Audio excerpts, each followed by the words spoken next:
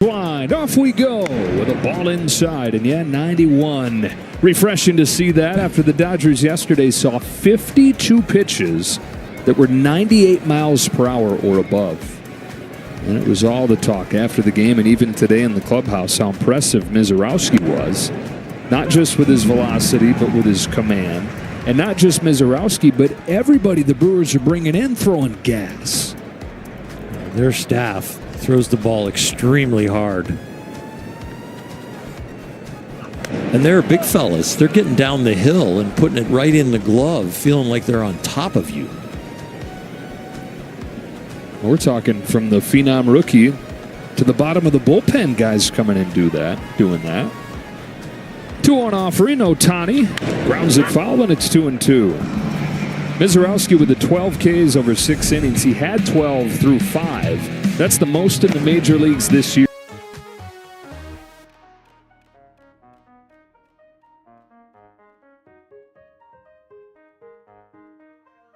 Shohei hitting off himself. I was talking with Michael Conforto about facing him, and he said it's a lot like facing Tyler Glasnow, who of course is pitching for the Dodgers today. Ohtani stays alive. And actually, those two guys are 1-2 in extension. How close to home plate they release the ball, Glasnow and Mizorowski. But Conforto said what's different is Mizorowski, even though he's 6'7", kind of has an upshoot swing and delivery at you, which makes it extra awkward to try and hit. It kind of comes out of his throwing shoulder. Harder to see then, too? A little bit, just because visually, you don't stare out at the mound and look for the ball. You look for an area and have the ball come out of that area, most hitters. And his comes out of a different place. Routed foul again. Not going to be a fun team, assuming the staff stays like this, to play in the playoffs in a short series. They could wipe you out. They're probably not going to score as many runs as they have been lately in the playoffs, but they're good at close games. They're good at defense. They're aggressive base runners, and the pitching staff is looking like it could be elite. 7th pitch of the at-bat, and Ohtani's worked the count full. Shohei came into this series 3 for his last 30, but he's gone 3 for 7. He is the only Dodger that has 3 hits through the first 2 games. They only have 2 runs. And only have 8 of them over this 5-game skid. Led off yesterday's game with a blast. Leading this one off with a marathon. Don't be surprised if this whole lineup pulls a lot of balls foul when they're throwing 91 compared to 102. Yeah. Everybody's going to be a little out in front early.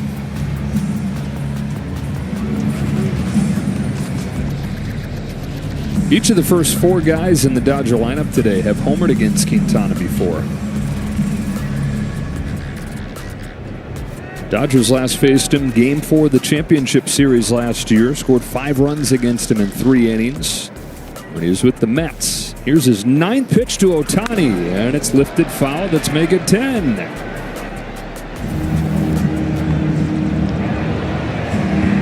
This was the strategy against Mizorowski yesterday. Hey, let's build his pitch count. But that kid was throwing strike after strike after strike. It was impossible. And then, to build a pitch count, you foul balls off. Well, he was making you swing and miss.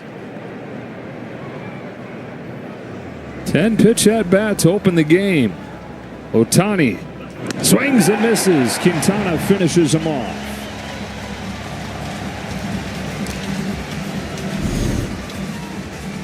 Slurvy breaking ball.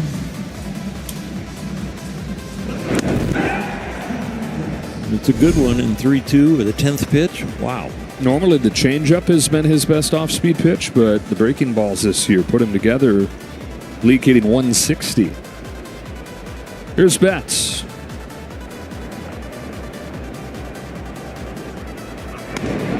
Mookie 1 for 8 in this series. 194 his last 25 games. And where does it begin ending this streak? The big guy's at the top. Roller to short for Ortiz. Betts 194 his last 25 games. Freddie Freeman just a little above 200 since the start of June. This guy coming up here, though, has not been the problem. Will Smith. has a 29-point lead in the National League batting average race as a catcher. And in the month of July, he's come to the plate 22 times, reached base 15 of them.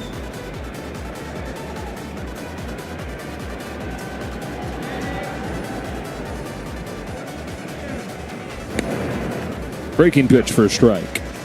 Will is close to a scratch golfer, and to play golf that well, you have to be consistent off the tee, consistent with your irons, good putter, don't do any large mistakes. Well, he's brought that part of his game into baseball. I mean, he has been so consistent. I mean, we have not seen long slumps, not many double bogeys in his baseball game.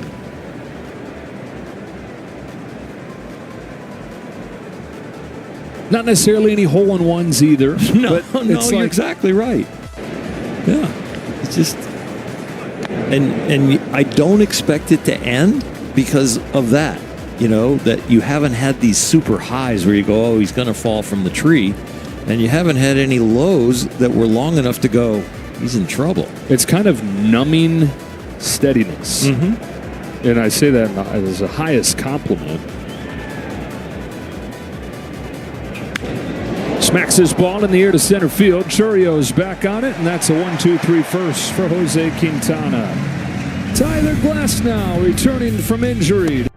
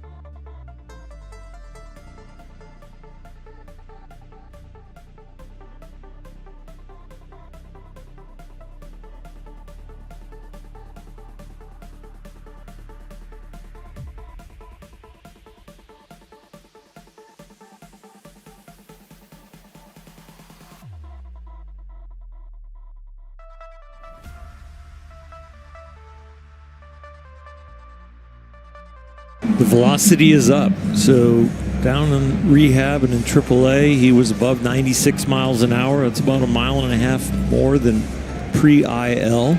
So the health is there. We're looking for about 75 pitches from him. The out pitches, that's the slider and the curveball. But if he's placing that fastball at 96 near the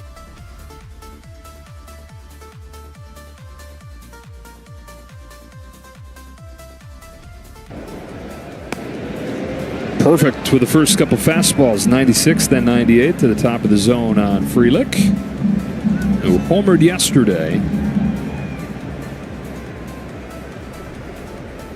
Glasnow's 0-2 popped out of his hand. Frelick over his first 2 years in the major leagues hit 5 home runs, and then this off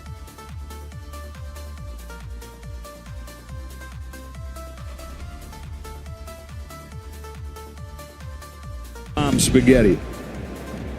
2-2.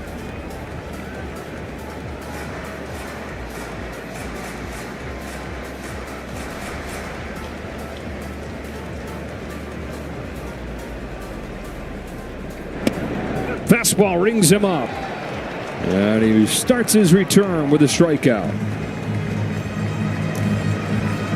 Now 96, a 98 mile an hour mixes in, and 97 at the knees gets it done to finish him off.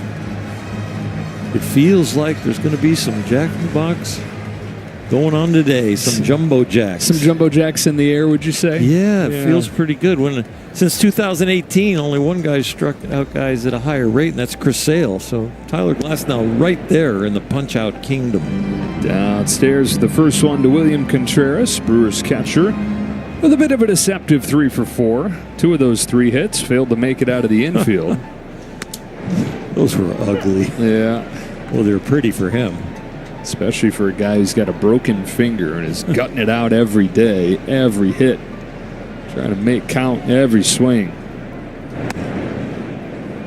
No, it's 2-1. The former All-Star catcher continues to play even with the pain that he's feeling in that finger. And as a catcher, feeling it on pretty much every pitch defensively, every time the ball pops the mitt. It's one of the things they love about him, and really is a snapshot of exactly what they love about him, how tough he is, how much he loves this game. Got him in a trade from Atlanta. 3rd season with the Brewers. On a 2-2 from Glasnow. He takes outside, count is full.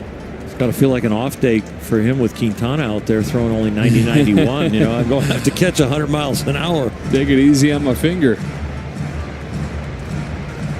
One of 2 Contreras boys in the big leagues. He learned the value of hard work from his parents. His mom was a maintenance worker. His dad was a truck driver. Both would work really long hours. Like in Venezuela. Sharply hit, but Betts is there. Wide throw. Freeman waiting for his old Braves teammate in the baseline. 2 up and 2 down for Glasnow. And here's Jackson Chourio.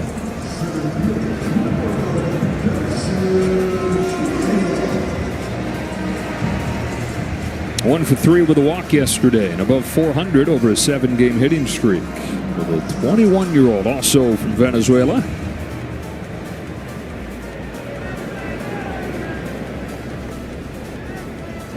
Jackson grew up there dreaming of being the next Miguel Cabrera, who came from that great baseball country.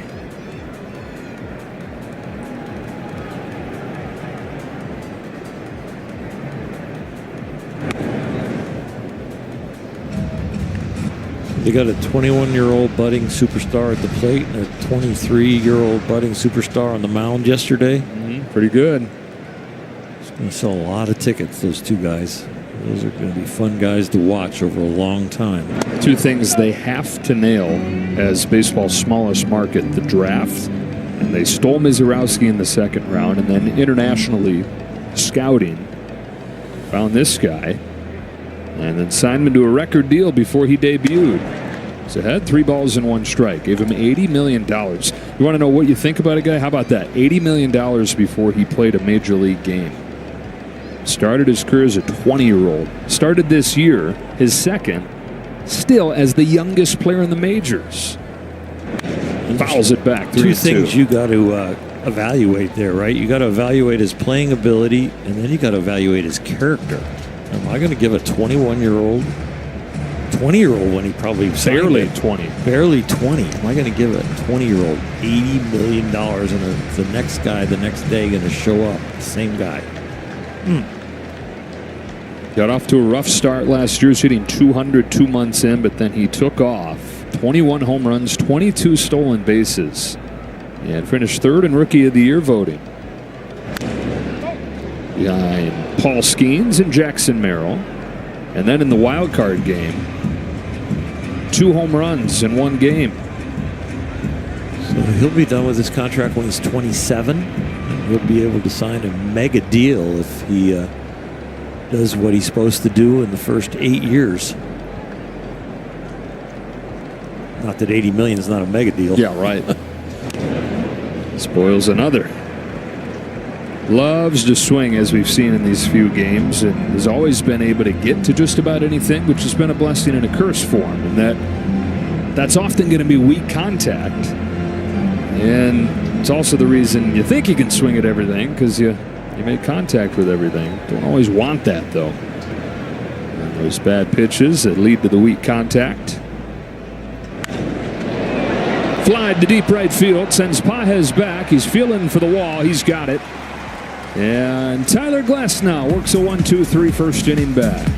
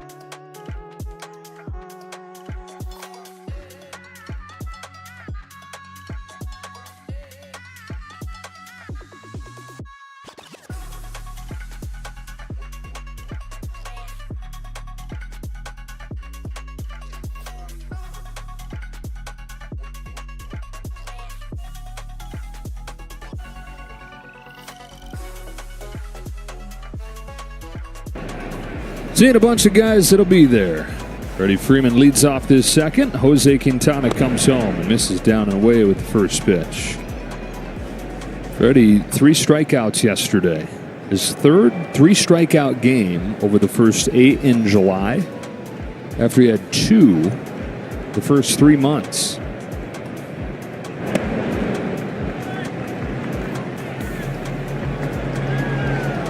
We see nothing in the batter's box that has changed, but I did see in the on-deck circle as he's warming up for this at-bat, some changes. He was really grinding on keeping his hands coming from his shoulders down first with the weight on the end of the bat, like trying to gain that strength of you can stay in this position a long time. And we're talking like 15 swings. I've never seen him take that many swings in the on-deck circle. Trying to build some, I know there's no such thing, muscle memory, but he's trying to really build a habit prior to this at-bat. On a 2-2, he takes outside, so muscle memory is not a thing? No, it's not. There's no memory. It's the firing sequence in your brain. Right. Isn't muscle memory just the name for that? I know the muscles don't have brains. Yeah, that's exactly. He takes a walk to open this inning. Get a word from Archer Jerky. Fuel your game day with Archer Jerky and Meat Sticks. Find them at... What do you waste all that energy on swinging for when you could have just walked? I know. He should have just rested in the on-deck circle, loosened his legs up. Yeah. There's Pages. Dodgers' first 2 games, 26 strikeouts, only 3 walks. Credit to this Brewers pitching staff we've been raving about. A free pass from Freeman to open this inning. Pages with a weak fly ball into center field for Churio.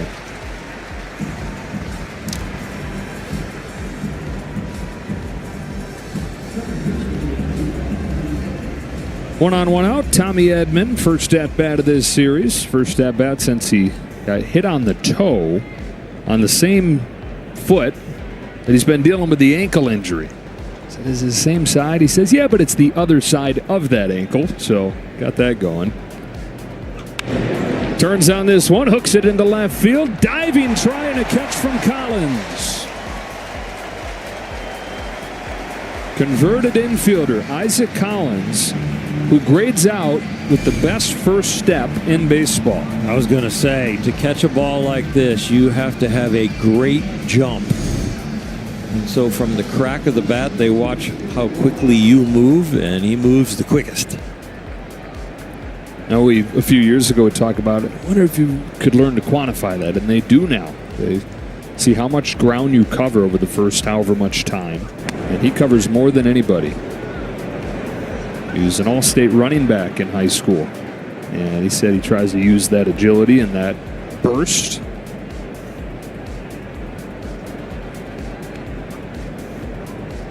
It's Rojas with 2 away, ahead 2-0. Here's the first step. He's in the sunshine. He gets halfway to the shade.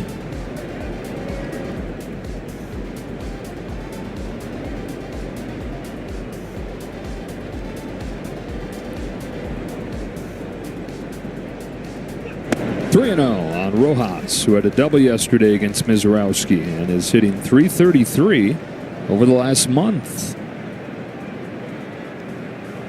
Pitching him carefully with Esteury Ruiz on deck.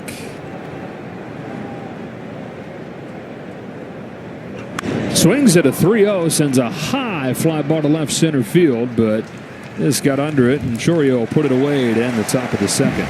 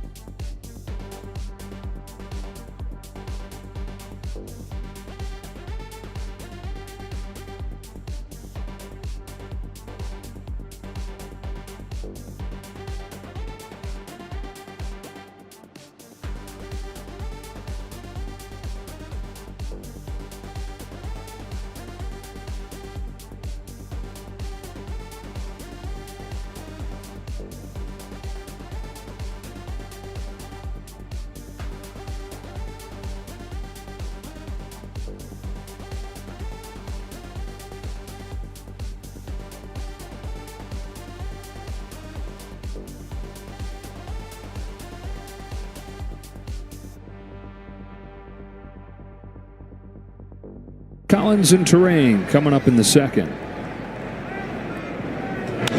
Yelich jumps on the first pitch and gets his first career hit and his 10th at bat against Tyler Glasnow.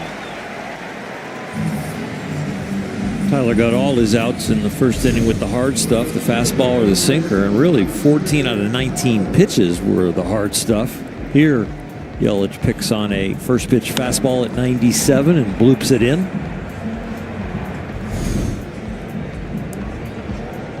So the first base runner of the day for Milwaukee, and up comes Isaac Collins. Second season with the Dodgers for Tyler Glasnow. Got him in a trade from Tampa Bay, signed him to the long-term contract. Had a healthy first half, hit an all-star first half last year. Then the injuries that have told his story for a lot of his career hit him. Only made 4 starts after the break. Back was bugging him, and then was shut down with some elbow soreness in September. So just 9 starts the last year. Here's his 1-1. Breaks inside, ball 2. Frustrating for fans, but imagine being him. Frustrating for him not to feel like he can contribute.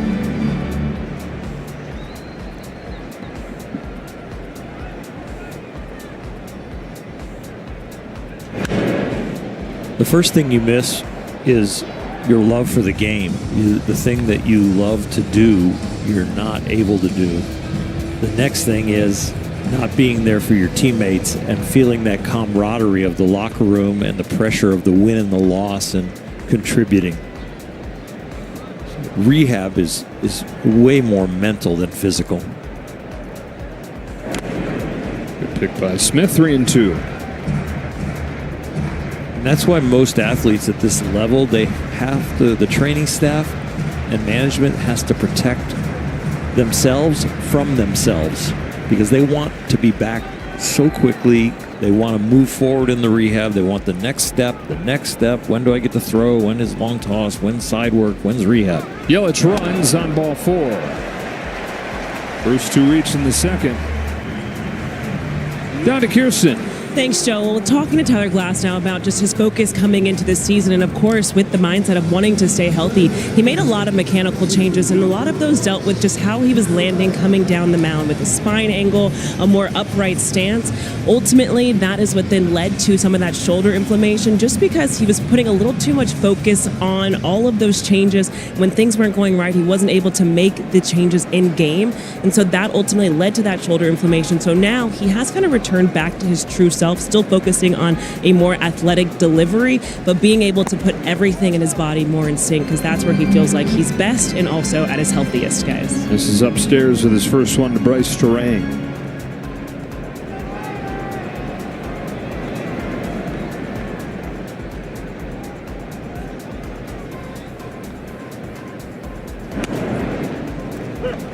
One-on-one. Terang 2 for 6, couple runs batted in the series. Sinker really good right there. A little comeback pitch. Get lefties to flinch.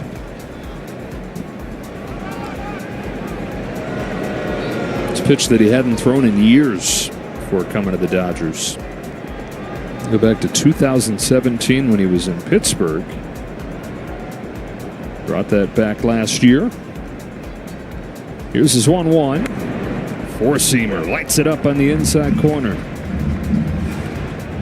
He is feeling froggy because his out pitches are his curveball and his slider, and he is living with the 2 fastballs.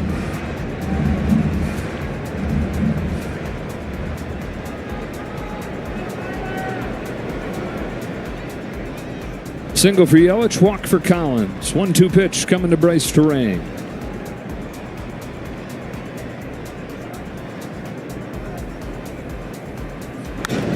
100, slapped down the line, foul.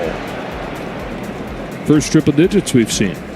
Yeah, I really like it because you would think that the hardest pitch would probably be in his first inning back. But this tells me that that velocity might be able to be maintained.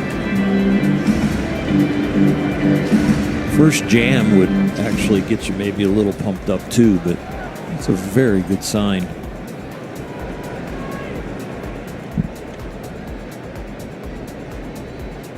Another 1-2 pitch. Curve is flipped into right field. Pages for the first out.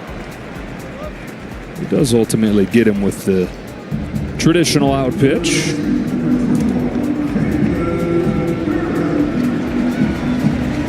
And now Caleb Durbin. That's a pitch that first 5 starts back in April, league just 2 for 20 against. It's the best curveball in the majors since he joined the Dodgers, below 100 average. It's going to stay at that level if the fastball stays at this command and this velocity. There's that curveball will have him out in front like that, a little bit lower, and that's an easy swing and miss.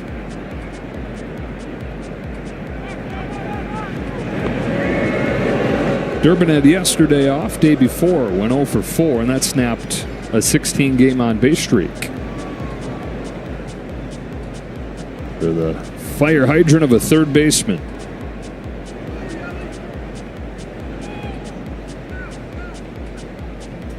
There goes Yelich. Got a good jump. Both runners going, and a double steal. It's been a soft spot in Glasnow's game. Last 2 years, opponents 34 out of 39 against him. Yelich got more aggressive with his lead because they had attempted the pickoff before the last pitch, and so he didn't think he'd come there twice, so he really extended that lead. Got a walking jump. Durbin with a chance to get Milwaukee on the board first. Picked by Smith. 1 ball, 1 strike.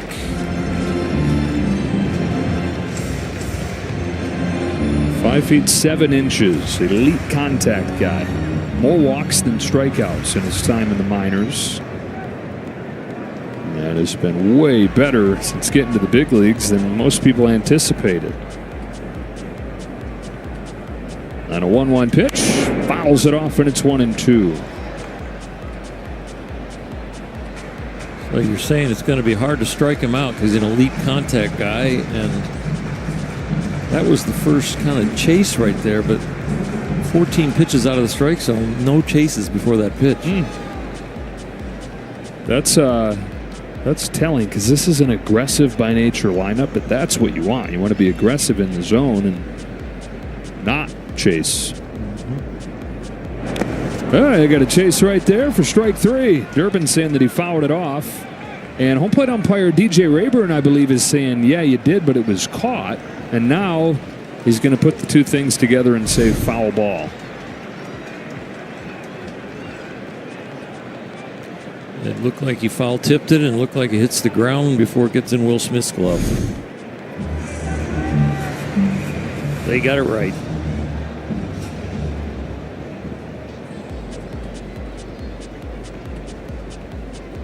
Durbin stays alive just barely.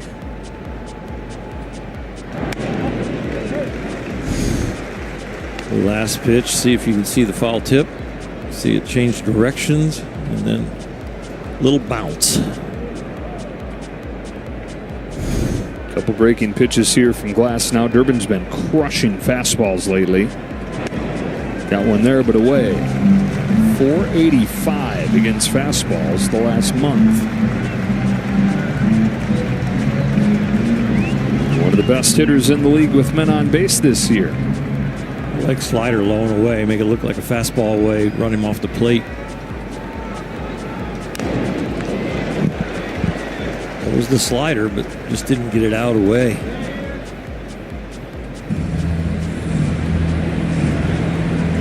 Former wrestler in high school, Caleb Durbin, and just can't get a pin on him right here. I still like the slider. If he's been crushing fastballs, it's going to look like the fastball, and then hopefully you can get him to miss it. Yelich at third, Collins at second. The 8th pitch from Glasnow coming a moment. Steps off.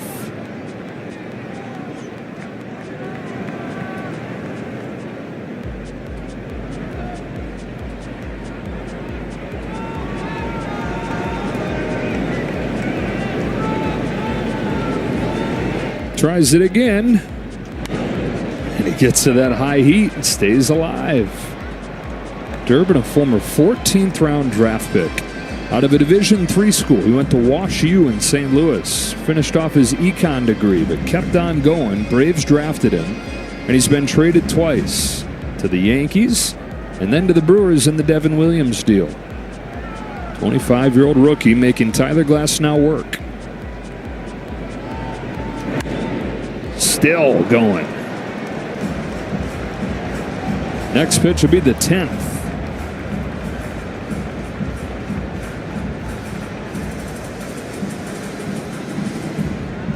Tyler's thrown a few sharp breaking balls, but none that have great location. Got to have the combination of that really sharp break and also hit your spot. The fly out to right on the curveball was the best one that he's thrown. The 10th pitch. Durbin takes the walk to load the bases.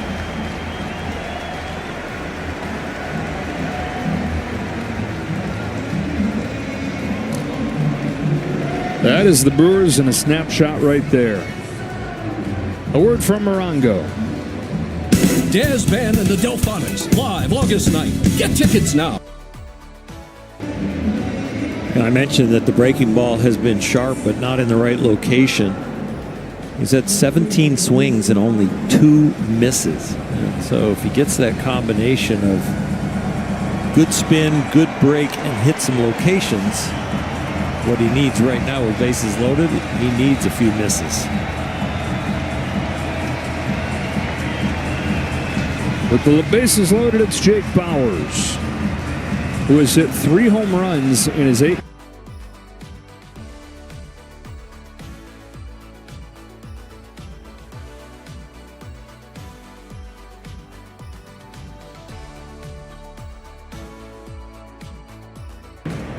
Climbed to within 2.5 games of the Cubs in the Central by winning 13 of their last 18. Ball 1 on Bauers. 3 lefties prior to this one have gone strikeout, blooper, flyout.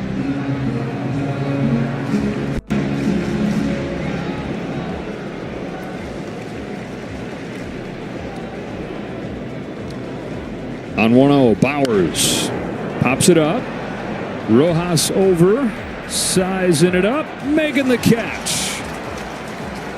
As good as the strikeout for Tyler Glasnow. 2 gone. 2-seamer worked right there. Took it from the barrel to the end of the bat. Got him slightly out front.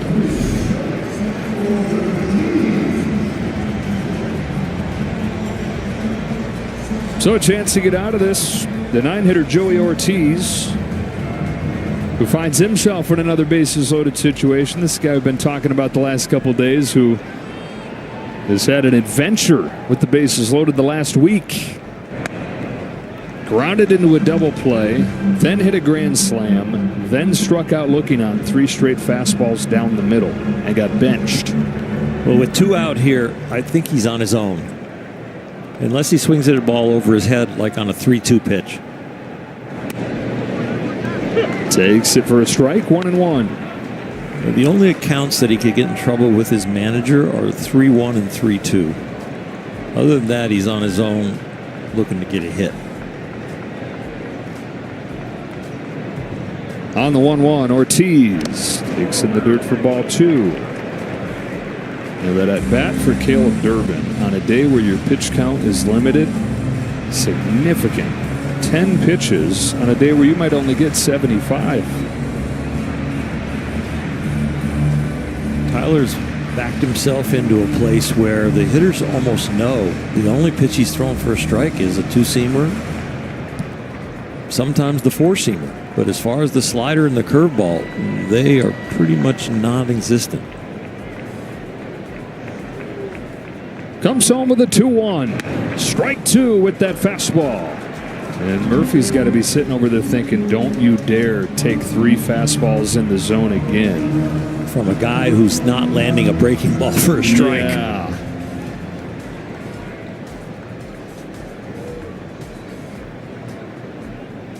Two-two pitch. Got him with the fastball and gets out of the bases loaded jam to keep it 0-0.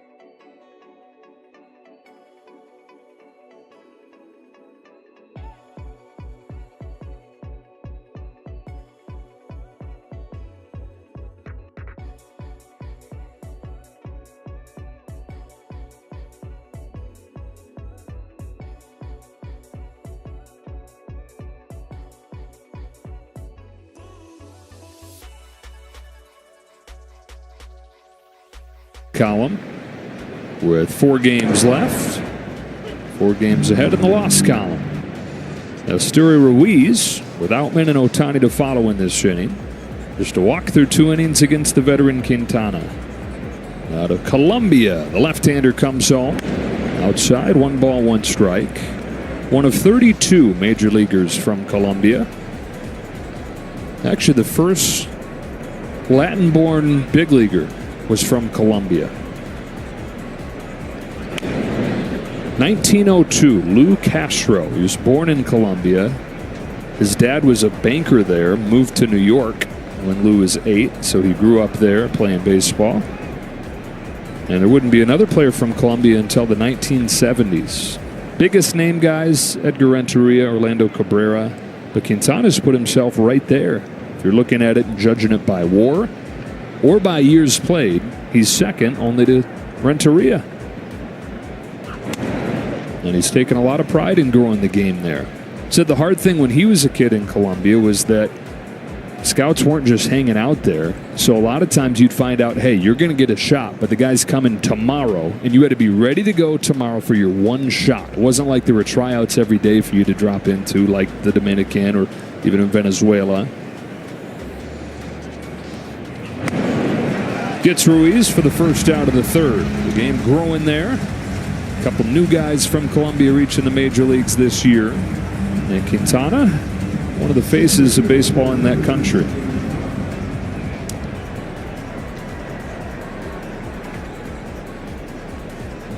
James Outman, 1 for 7 in his first 2 games back.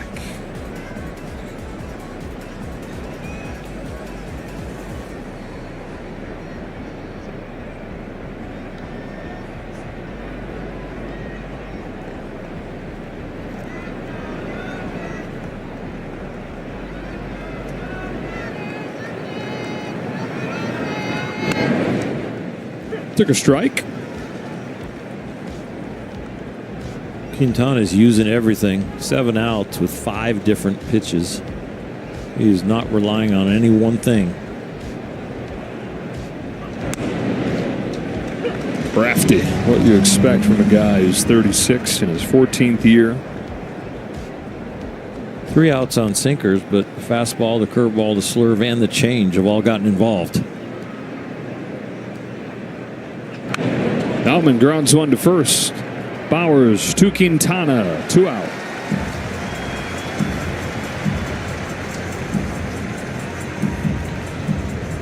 One time through the lineup, Dodgers hitless against Quintana. Back to the top, and Ohtani struck out, but worked his longest at bat of the season. Took Quintana 10 pitches, and let's see if Ohtani can put to use what he learned.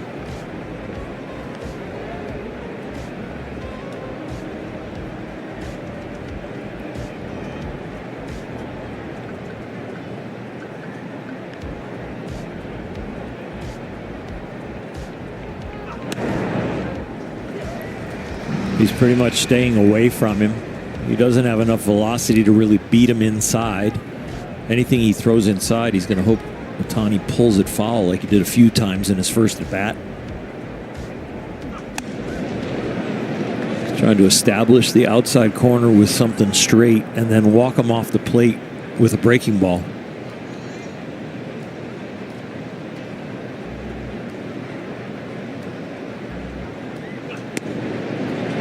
Feathers it in there, 1-2.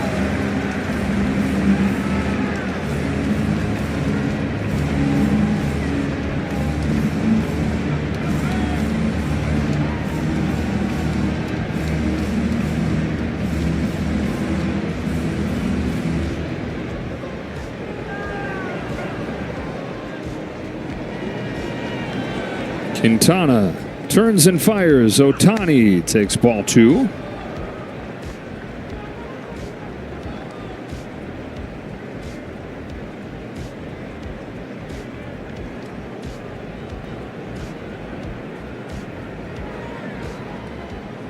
Try it again. Off balance, shallow center. Chourio slides and makes the grab. Tip of the cap from the veteran to the 21-year-old. 1-2-3, 3rd inning.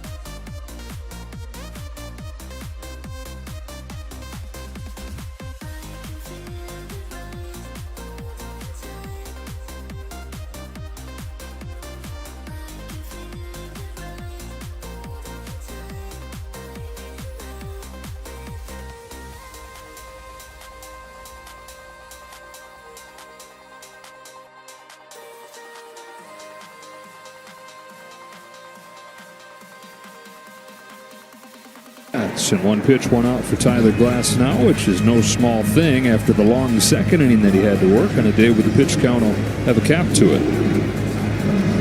Yeah, we'll see what they think when he gets up around 70 pitches or so. If it ends an inning, it might be the end of his outing today. If he can end an inning around 62 or 65, they might let him go back out there. We'll see how it goes. Contreras ground out his first time. In-point fastball, nice and easy at 95 for a strike. They threw as many as 78, and it was a big deal to him and to the Dodgers that he got close to fully built up, so he wasn't doing that on the job. It's an awkward wave and a miss here, 0-2. So you build pitch counts up, 10 to 12 to 15 every outing if you're feeling good. When you get to the big leagues, you actually might back off of it by 15. Higher stress. The intensity. Another weak grounder. Tommy Edman gets involved. 2 away. The other thing you watch is how many ups and downs have they done. You keep stretching a guy out, yes, for the pitch count, but also for the number of times he gets hot, he gets cold, he gets hot, he gets cold. Your body has to get used to that, too.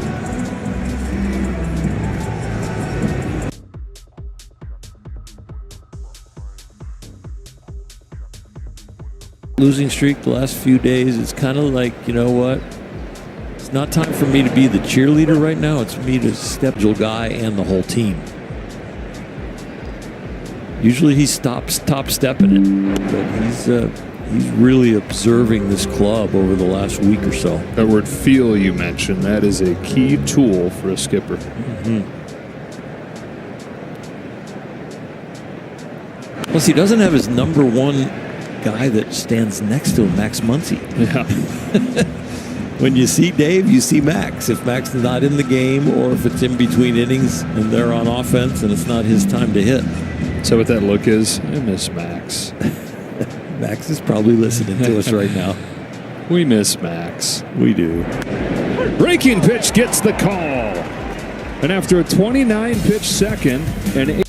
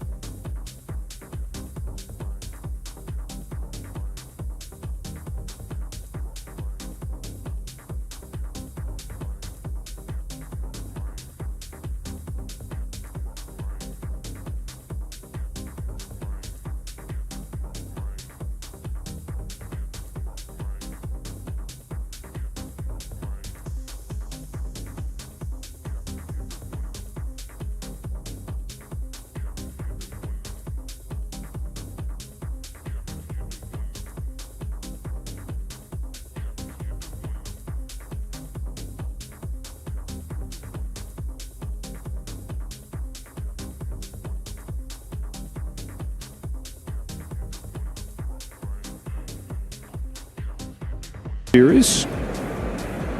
Dodgers looking for their first knock against Quintana. Mookie Betts grounded out his first time. 1 for 9 in this series. Changeup misses.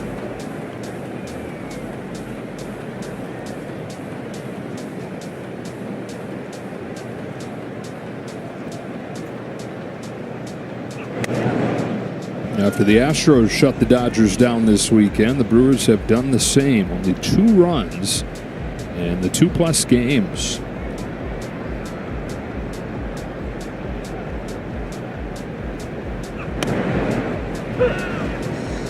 Two and one.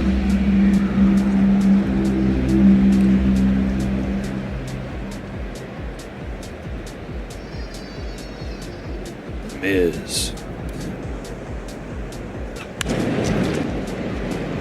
At short, Ortiz to get Betts for the second time today. Mookie pulling the ball, just not in the air. Now, Betts had the Dodgers' last hit. It was in the 6th inning last night. They're 0 for their last 22 since then. Just the guy to break that. Here's Will Smith. Had a good poke to center field in the first one. Just stayed in here. Not many people going where Shohei went. Yeah, wow.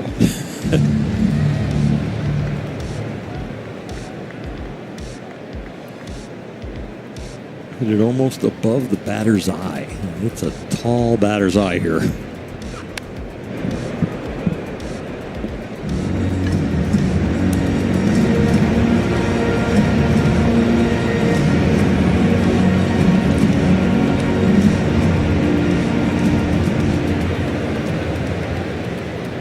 Upper right-hand corner of that center field wall is where Shohei went.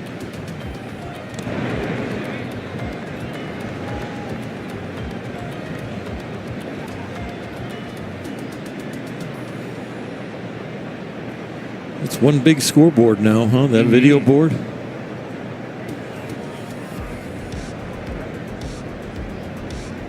Biggest TV in Milwaukee.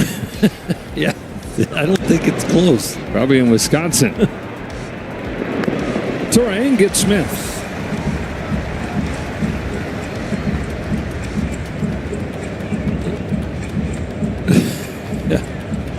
You get your recliner, lazy boy, in front of your TV.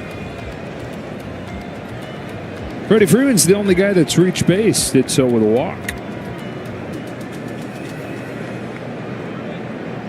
Quintana, who outside of the postseason has pitched really well against the Dodgers throughout his career, doing it again today. So that remains the same. What's different is that he's doing it here. Comes into the game with a 5.80 ERA at home. I beg your pardon, 5.96 at home. 2-0. Pretty efficient also with 51 pitches and only one more out to get here in the 4th.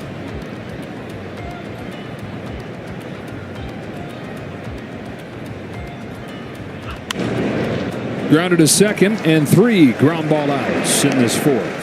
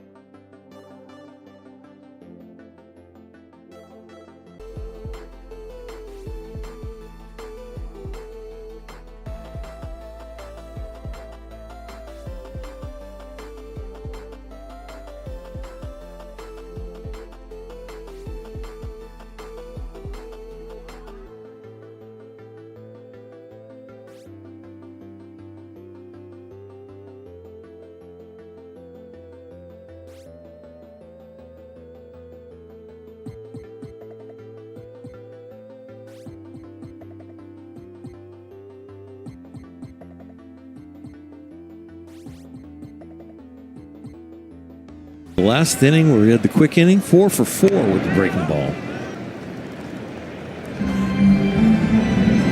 29 pitches in the second, threatened to derail his day quickly. Got out of that unscathed, though, stranded the bases loaded, and came back with an 8-pitch third. That's a strike on Christian Yelich, 1-1. Yelich has the only hit for Milwaukee and the only hit for either team here in the middle of the fourth.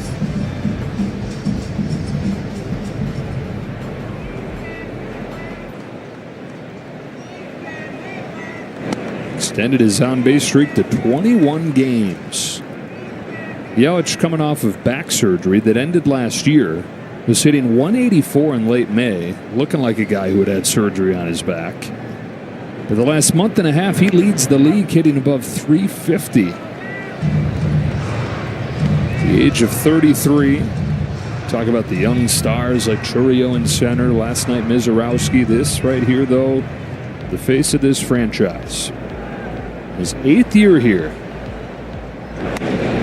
They had missed the playoffs 6 consecutive years when they traded for him, got him from Miami. 7 seasons since his arrival, 6 postseason trips, including to the National League Championship Series his first year. And he won the MVP. Runner-up to Bellinger the next year. And who knows, had he stayed healthy. Remember, the fractured kneecap ended that 2019 MVP run and ended his run of elite level dominance. Put him into the wilderness for a few years. He was trying to find himself again, but while it's a different version, he's found it the last couple of years. Grounds out to Glasnow, 1 away in the 4th. That's 6 in a row for Tyler Glasnow. A lot of full counts, though. Deep pitch counts. That was the 5th full count to Yelich. This is one of the guys coming up here in Isaac Collins that drew one of those deep counts and earned one of the 2 walks. On the score, bottom of the 4th. Tyler Glasnow, his first start since April. And overall, really encouraging. Very encouraging. You know, you look at rehab results and you think spring training, because his ERA was over 8.5 on all his minor league rehabs. Little tapper. Collins can fly. Close play. Glasnow's there. There's a lot of nonverbal communication going on right there between Glasnow and Freeman. Tyler's first game back in the big leagues in a few months, and he hesitates coming off the mound when this ball goes to his left. You see that pause? That I thought it was going to turn it into a hit, but he got over there just in time. Gets those long strides moving, covers some ground a little quicker than Collins, and gets the out. 6'8" versus 5'7". That's a mismatch in stride length. One guy got out of the blocks fast.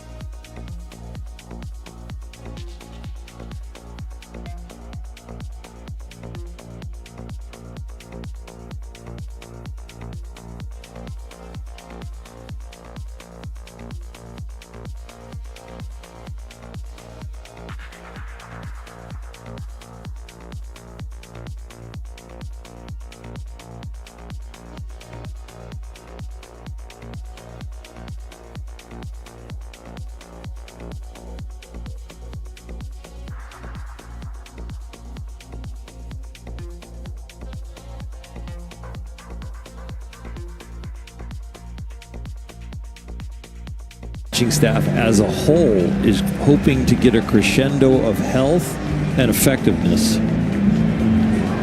That's the longest I've ever seen somebody take to tie a shoe. Yeah, it's a high top, Joe. It's a high top. You know, took a while. Well, it's a midi. Yeah, those are long laces too. Why do you need laces that long? I'd be cutting those. Meticulous the way that he. Yeah, I wouldn't want to trip on him as I lifted my leg at times or something. 2 outs for Terang, who rips a base hit into right field. Didn't tie his shoes correctly, gave up a hit.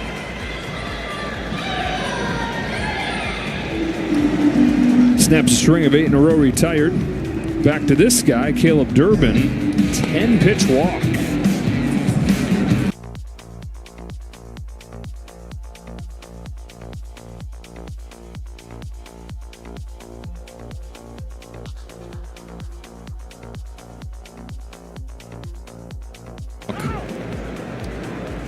But Tyler pitched out of it, even though he had bases loaded, 1 out. He got the pop up, and got out of the jam.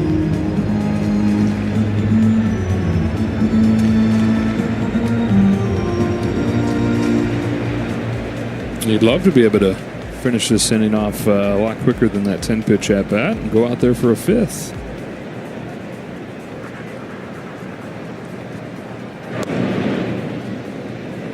Not the kind of guy that's going to make it easy on you, though. Especially if your team comes in and gets you a run. Now you're going to be out there in the 5th looking to try and get a W. Pages, Edmund Rojas due up. Dodgers still looking for their first hit against Quintana. That's the breaking ball we're looking for. That one looked like a fastball for a long time and then just buried.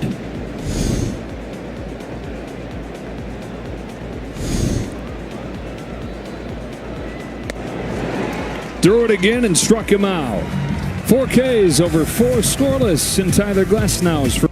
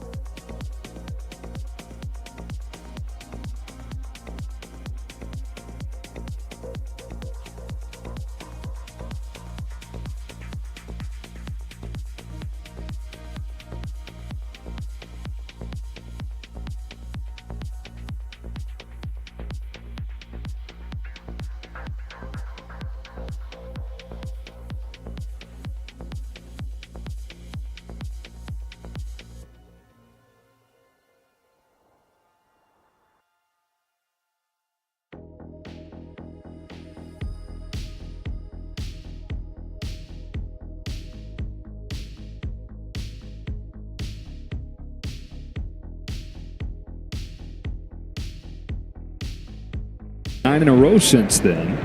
Goes to work against Andy Pages. Little of this, little of that. Every once in a while back you off inside, but pretty much it's either been soft or away.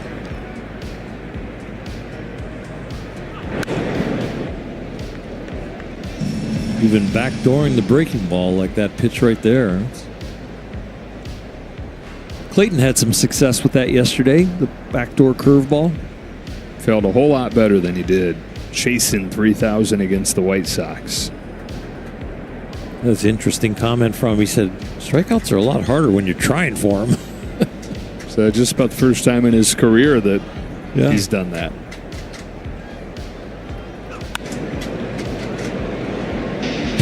Here it was yesterday, 6 innings, the 2 run.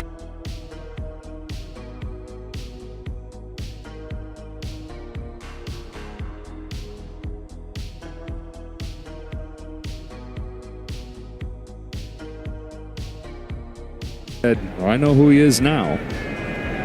He's special. That's who he is.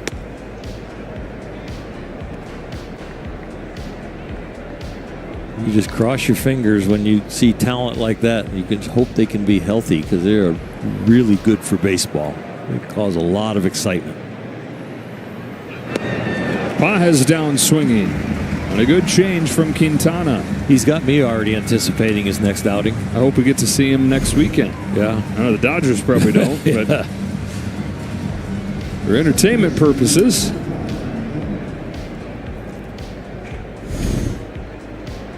Third one for Quintana.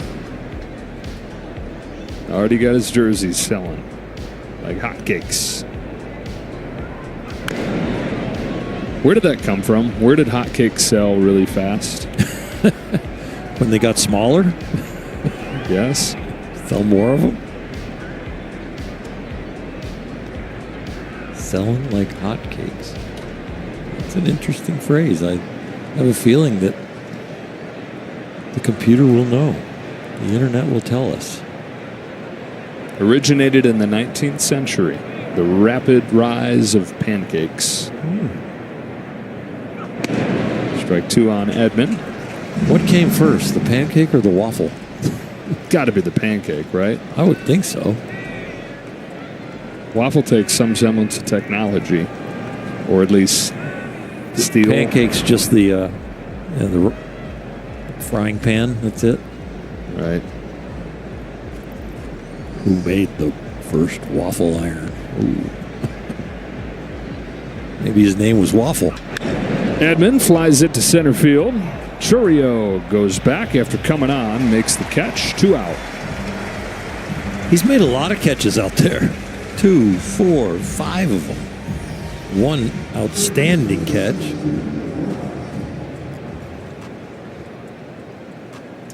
Two up and 2 down in the 5th. And the Brewers are 1 out away from an extended no-hitter back to yesterday's game. Dodgers 0 for their last 26. Quintana 1 out away from 5 no-hit innings. A strike on Rojas.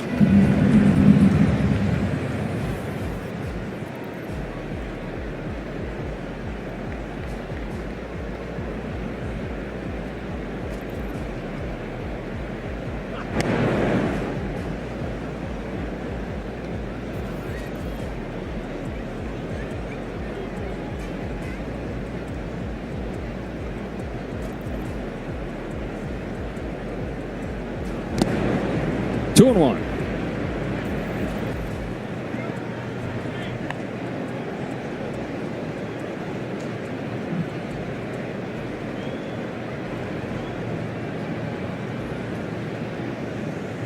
Miggy has turned his offensive year around of late, and there's more pop. He might let it loose right here. Didn't get a pitch to do it on, but here's an even better count. We saw him on a 3-0 pitch his first time, and he hit it hard, but just too high. Yeah, he's cheating right here. I'm going to try and pull something in the air. On a 3-1 from Quintana. Rojas takes ball 4. Second walk. And in a scoreless game, tying run reaches with 2 away. And it brings up Ruiz.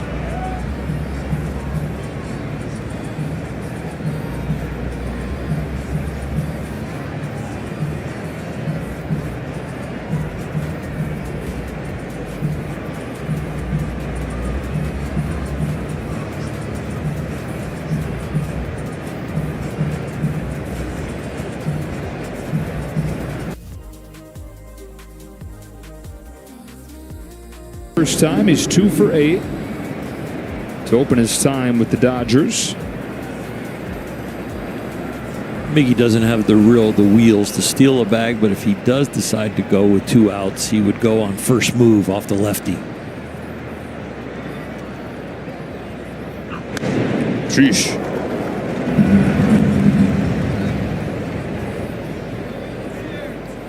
Two out, nobody on with 3-1, 3-0 count. You're cheating as a hitter. When you're on first base after a walk, you're cheating as a runner.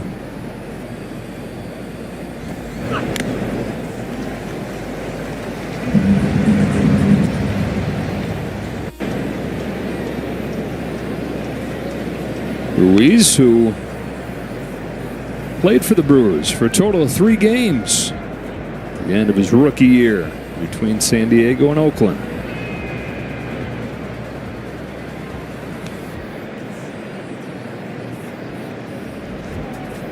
On an 0-2 from Quintana, there goes Rojas. A base hit into center field. A little hit and run. A little run and hit. And they're at the corners with 2 away.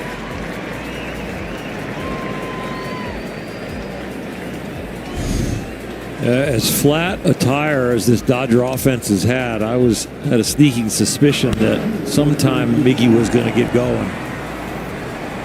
And so he was deciding to try and steal the base.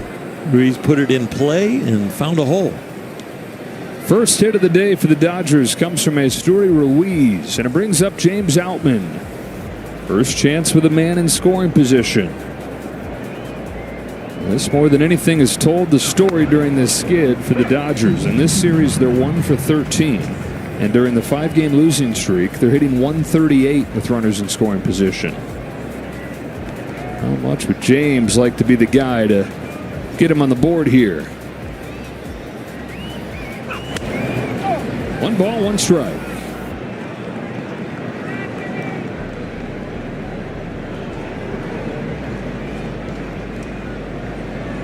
One for 8 in his first week back in the big leagues. Ooh, careful over there.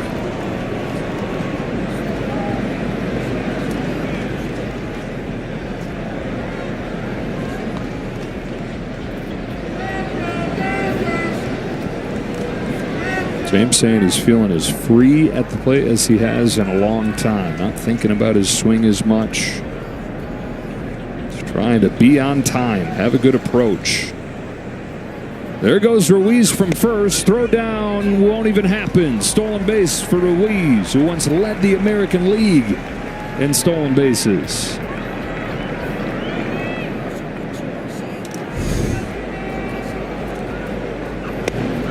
You're not getting hits with runners in scoring position. You're not hitting the long ball right now if you're the Dodger offense, but let's play some small ball. The belly flop in there. With some rough landing gear. 2-2. Quintana is pitching these lefties all the same. Fastballs away and then walking them off the plate with the breaking ball. He is not even showing anything inside.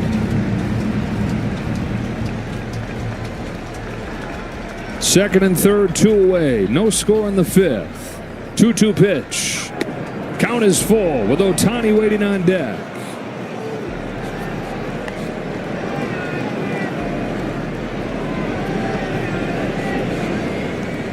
Shohei gets up there. Watch out left center. He's probably seen the pattern finally. Here's the payoff. Check swing. No swing. Bases loaded. Ohtani coming up.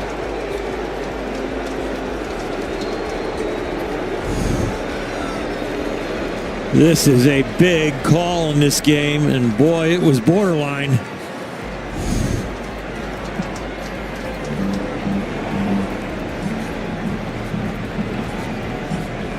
Pat Murphy says, flipping what the flip.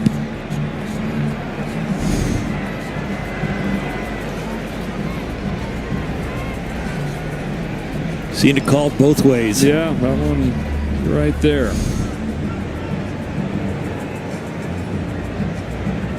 Yes, home plate umpire DJ Rayburn. Can you see that from there? They did ask down to third, and that's where John Libka gave the call no swing. The Dodgers have gone from getting no hit, 2 outs, bases empty, to loading the bases for the man himself. And you said look out left center? Yeah, because he has pitched, Quintana has pitched the lefties all the same way. Tries to dot the fastball in the outside corner and then walk him off the plate with the breaking ball. And Shohei has had 2 of those at bats. And I think he would make an adjustment here. Look out left center. First one comes home, and it's by the hands for a ball. They tried to break the pattern, but now they'll go back to what they have had success with, I think. There's no way they want to live inside here.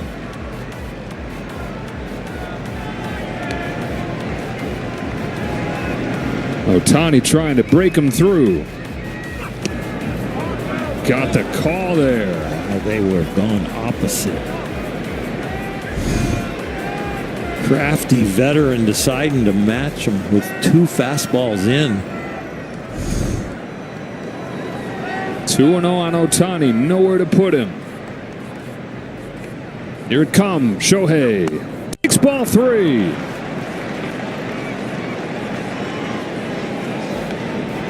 Yes, he has the green light.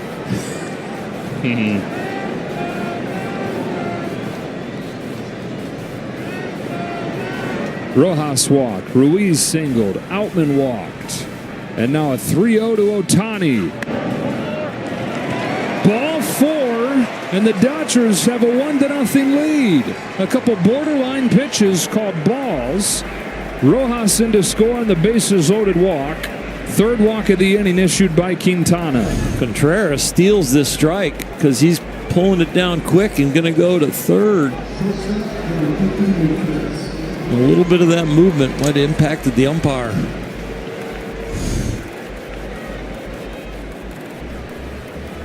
Nick Mears starts to warm.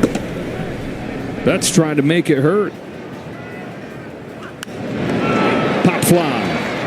Right field, Sal Frelick. Long way to go, but he gets there. Dodgers have gotten on the board first, from getting no hit to taking the lead 1-0 and halfway home.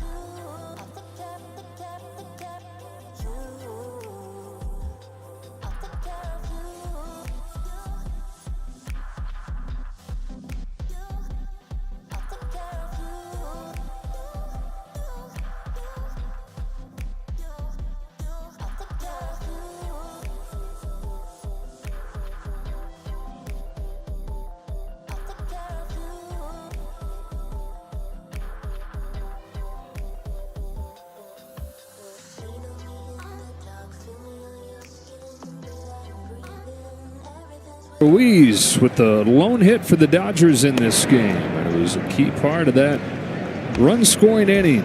So they've done for Tyler Glasnow what you said would be an interesting thing to do. Get him a lead here in his first game since April.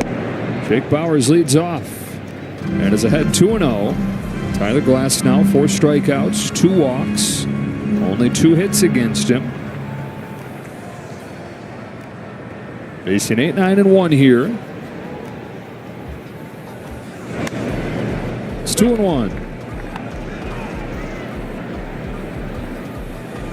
Bullpen just now starting to go. Alex Vesia.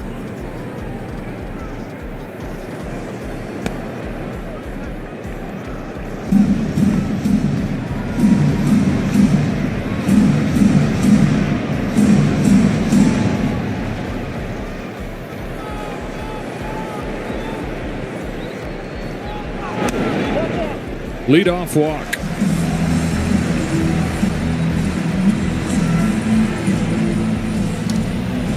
.75 pitches right now. When he's had efficient innings and dominant innings with more swings and misses, it's when he's been landing the breaking ball. Now the 9-hitter Ortiz. Milwaukee sacrificed bunts more than any team in baseball. You're the 9-hitter up there with the tying run at first, but no signs of sacrificing.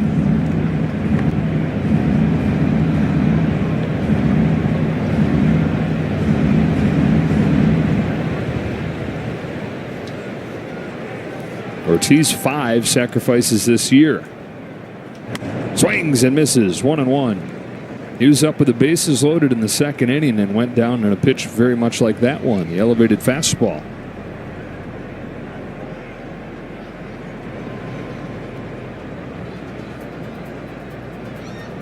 There goes the runner from first, and a foul.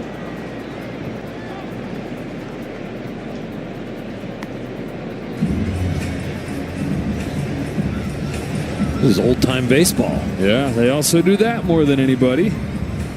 Talking about sacrifice bunts, we got a hit and run. The Dodgers get a hit when they get the runner in motion. It's been good defense, good pitching.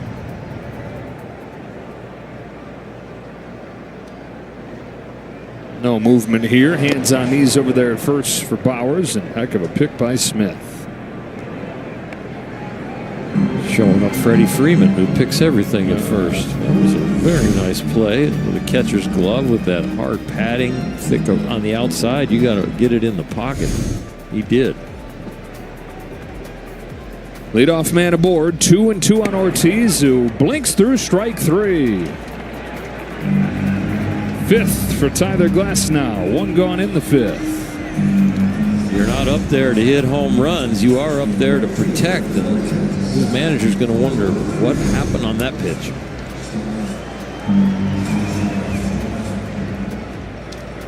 One on, one out. Top of the order in Sal Frelick. A balk on Glasnow moved the tying run to second. He's saying that he didn't stop. Maybe just changed directions. You be the umpire at home. Boy, that's a lot of times umpires will warn you, like, hey, you're getting close and you're coming set. It's only the second one on Glasnow the last 7 seasons. There goes Bowers. Throw from Smith. Tie game.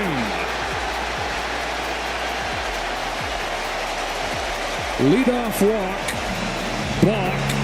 Stolen base and a throw that gets into left field. And we're back at square one. And Miggy at third, when you take a look at it, is trying to make a very elite tag. A great jump from second base. Miggy's trying to find any way to take the short hop and get it down by the bag. Will Smith did not have the best of grips on the balls. He's doing it quick, and Miggy was just figuring it out. A lot of times, if you're not an elite defender, the other guys are just blocking that ball. Ruiz makes the play in the sunshine. 2 out. With Miggy's ability, he went for it, and it just cost the Dodgers a run. And then you feel terrible when you get that little short fly ball to left that wouldn't have scored anybody. And yeah, the balk to the equation. Yeah, exactly.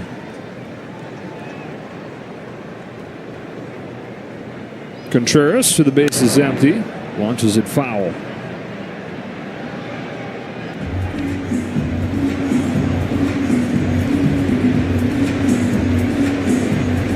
Brewers will squeeze every 90 feet out of you that they can.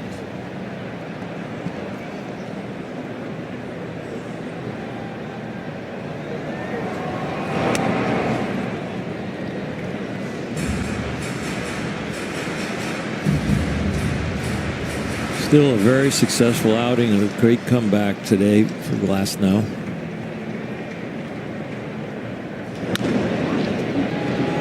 And this will end it. Brewers tie the game in the 5th. Both teams cracking through with its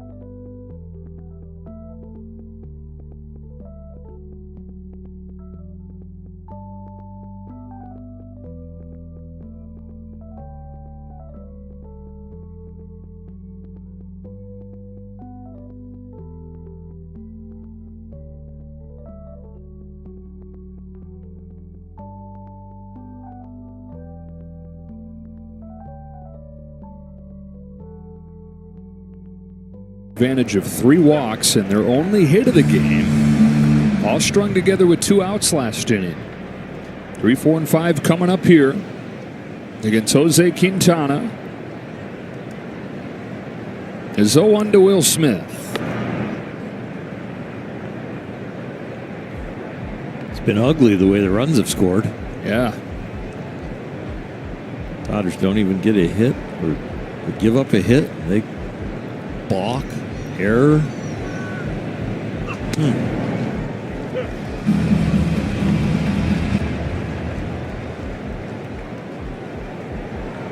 Dodgers had 3 walks total going into last inning in the series, and then they had 3 walks in that inning alone. Smith drives the ball to center field. Chourio twists around, puts it away. They need to try another position. A center fielder's gotten enough balls. 5th one hit to him. 6th I got. 1, 2, 3. Am I wrong? No, you're right. That's a first.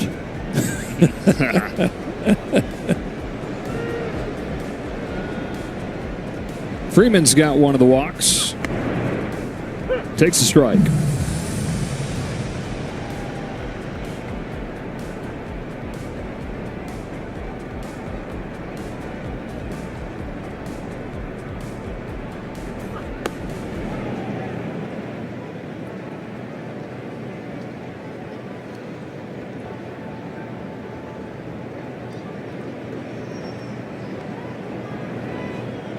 On a 1-1 pitch. Freddie Freeman fouls it back, and it's 1-2. These lefties know what he's going to do, but he's putting it in a tough place to hit. Grant Anderson in the Brewers' pen. Quintana's 1-2 pitch. Sent down the line to the seats. We'll do it again. Quintana's pitched into the 6th inning, 10 of his 13 starts with the Brewers. He's only completed 6, though, 3 times.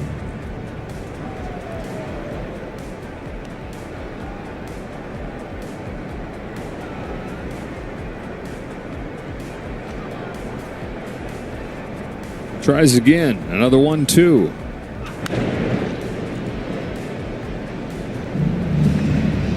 The fatigue at 89 pitches is starting to affect his location. He has missed his target pretty much every pitch here. When he's trying to go away, he's either missed to the inside or down the middle.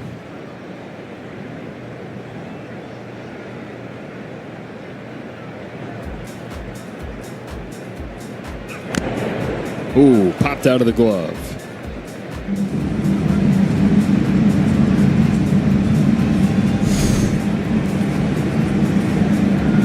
But he does a nice job spoiling that one. He's trying to let the ball get deep so he makes sure it's going to stay on the corner before he swings, because breaking ball out there has been there often. Sped him up. 2 out.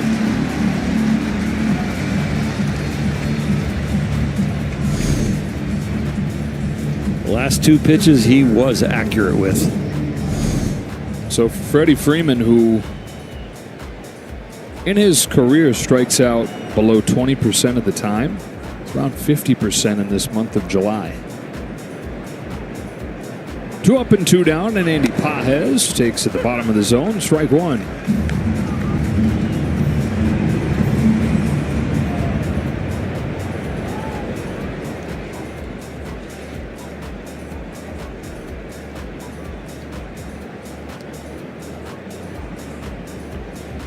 Back-to-back days of good pitching matchups. Kershaw and Mizorowski yesterday. Quintana and Glasnow today. Locked at 1 in the 6th. 2 of the top teams in the National League. Dodgers 56-37. 5-game lead over the Giants. The Brewers 52-40 with the best record in the league since mid-May. Stroke to left center field. Chourio won't get there. Pages with a 2-out hit, his first of the series. Brewers had Padres played perfectly in the outfield. That ball should have been in the gap, but they were shading him over there to left center. This ball is really struck well. You see him on the left side of our view from home plate, about 15 feet to the left. That got him over there in the corner. Quintana trying to talk his way into staying in, and will.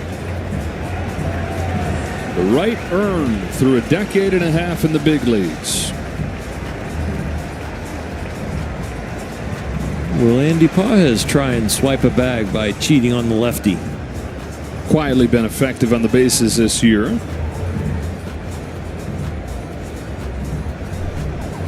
Seven steals.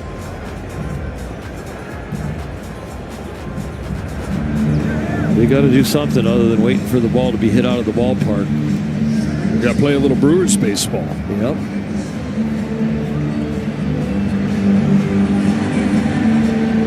Tommy Edman's first game back with the broken toe is 0 for 2. He's lined to left, he's slide to center. Toe can't get any worse. Said Mookie Betts had a similar injury a year or two ago, and Mookie said the pain just kind of dissipates after a week or two, and Tommy said it's already starting to feel better. Broke it on Saturday. Tape it to the toe next to it. Right. The buddy and toe. Tell it to shut up. Yeah, that's right. I'll do the work for you.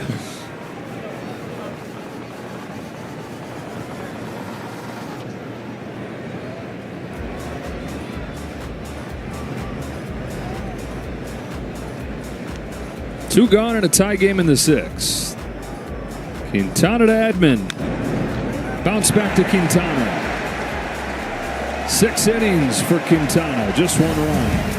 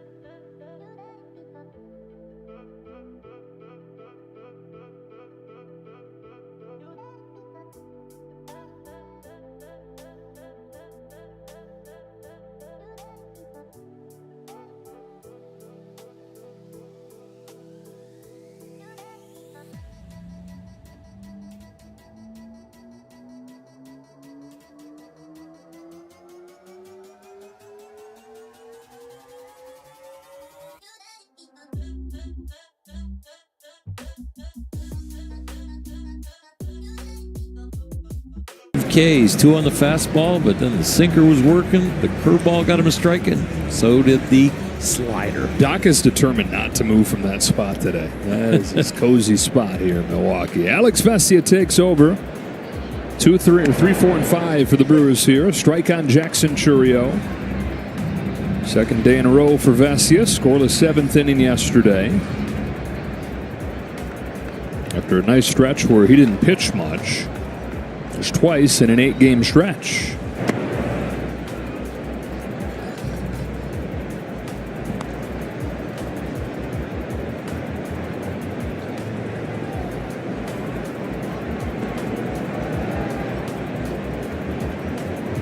important last few innings here in Milwaukee before you go to San Francisco.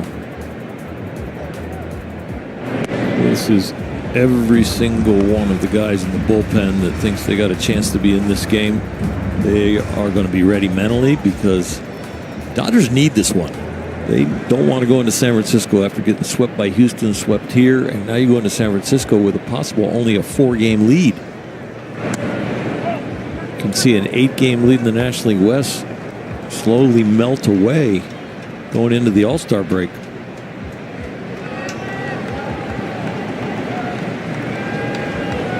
Giants within 5 after a crazy walk-off win last night.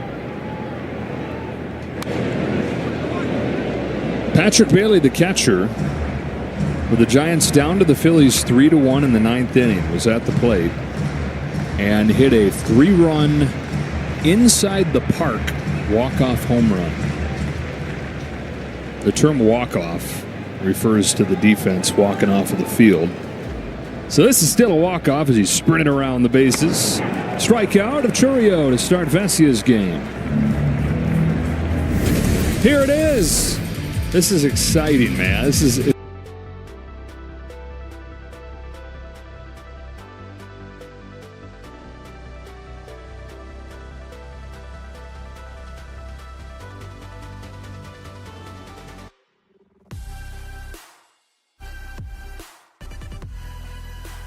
...6. I didn't expect that carom when I see in the video. It's like it sped up. Because I was like, where was the left fielder? Well, it went way by him.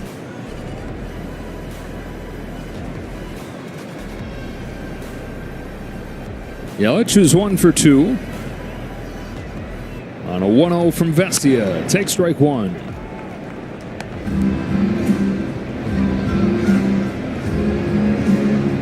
Giants yet to announce their starters for this weekend. Dodgers going Dustin May, TBA, Yamamoto. Good chance that's Ohtani on Saturday. A half-hearted swing that pushes the ball to Freddie Freeman. Vesia late to first, and Yelich has an infield hit.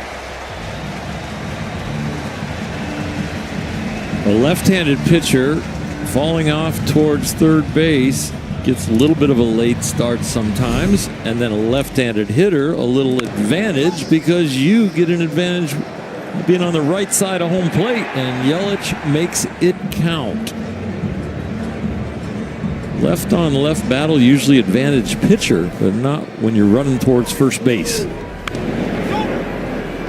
You see where Alex started, a step away from first on the third base side. Yelich step closer. Right back in there with a strike on Collins. Speed has always been a part of Yelich's game. And it's a good tell for how he's feeling with that back that he had surgery on last year, has had to deal with for years, and continues to have to manage it.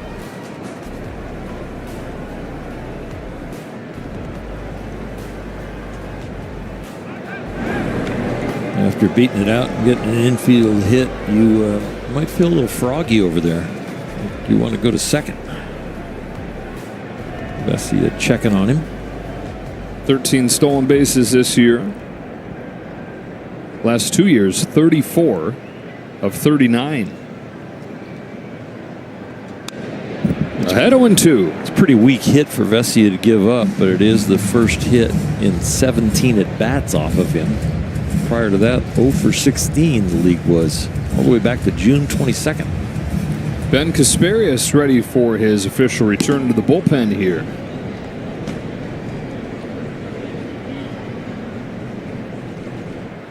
Yelich getting a bigger lead this time. Not going. Ball 1.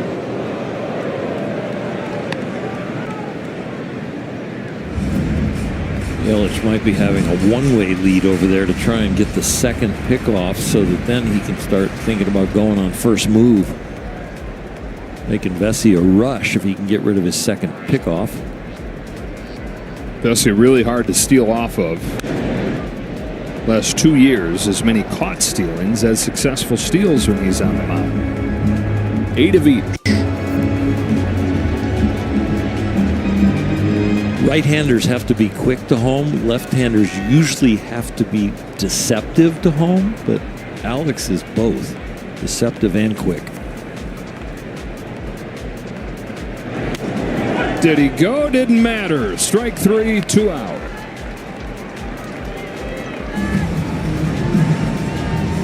Pinpoint fastball. Usually he elevates it with the optical illusion spin rate, but this one he just dots the outside corner. Bam! 7 strikeout for the team, so Jumbo Jacks tomorrow to fill your off day and your belly. Terang, who's 1 for 2.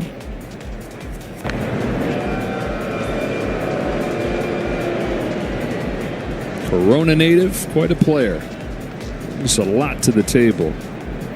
Elite glove at second base. Great speed. He stole 50 bases last year. And the bat getting better and better. He's at 281 after he hit 218 as a rookie 2 years ago. Breaking pitch found the inside corner to put him in an 0-1 hole.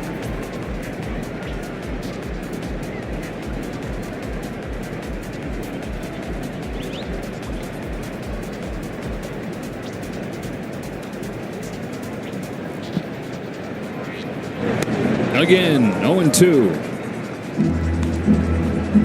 Yelich was dancing over there at first base, trying to get a jump and just misread the firing time.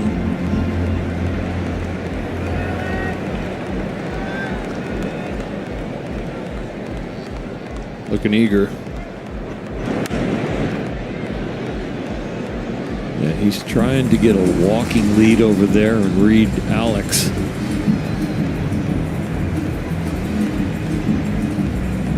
Two out, 2 strike. The guy at the plate can run also. So if you get thrown out, no big deal having him lead off the next inning. Flying to right center field, no big deal for James Outman. That's the inning. Scoreless 6th for Vesia. Stays tied at 1.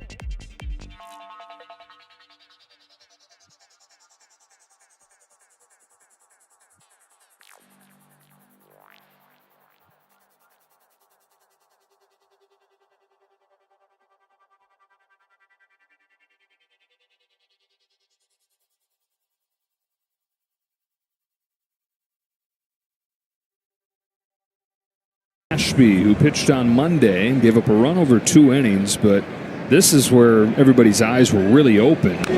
The depth of the stuff in that Milwaukee pen. He came into a blowout game and was throwing 98, 99. Bottom of the Dodger lineup, Rojas. Grounds the ball. Diving stop at short by Joey Ortiz. Heaves the throw late. And a dive on the other end for an infield hit from Rojas. Going to need a new belt. Wardrobe malfunction at first, but he gets a base hit out of this ground ball.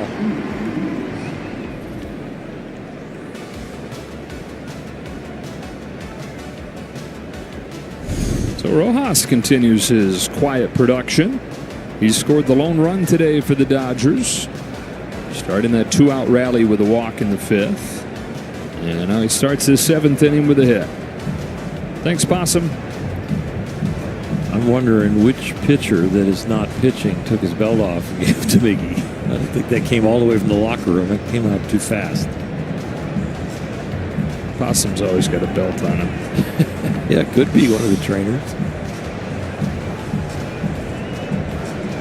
Ruiz, Dodgers have 3 hits. He's got one of them right in the middle of that walk fest with 2 out in the 5th.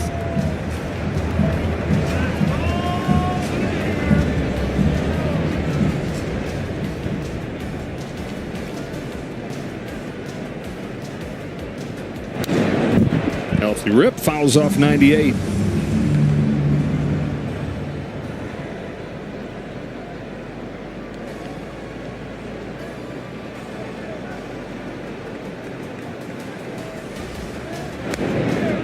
Ball and a strike. Teoscar Hernandez in the on-deck circle. That's in James Outman's spot in the order. Pleasant surprise.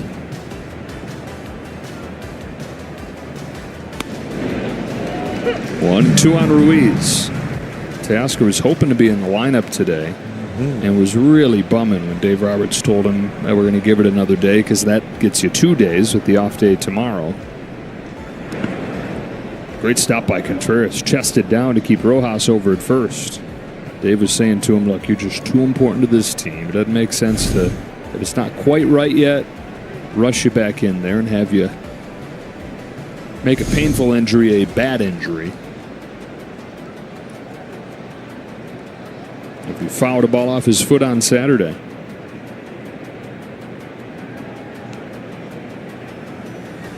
On a 2-2 from Ashby, Ruiz fights it off, stays alive. Here's on Saturday against the Astros when he and had been injured their feet. He doesn't wear the shin guard, and he did it right off the top there. Doc moved.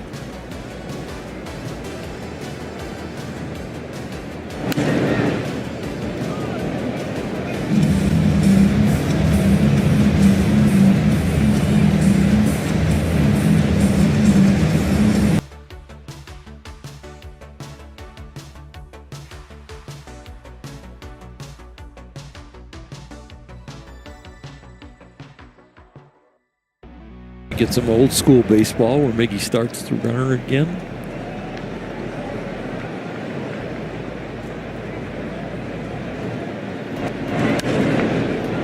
Ruiz battling. Followed off 99.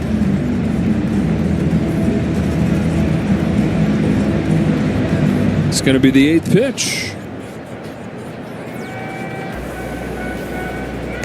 Ultimately down swinging.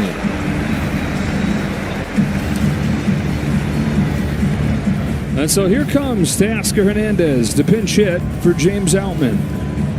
One of the best lefty hitters, or hitters against lefties in the majors at .356 this year.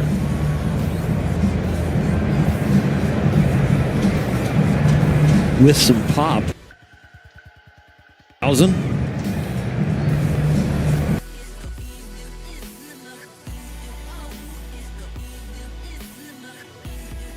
Loosens again. Second time he's been up getting ready.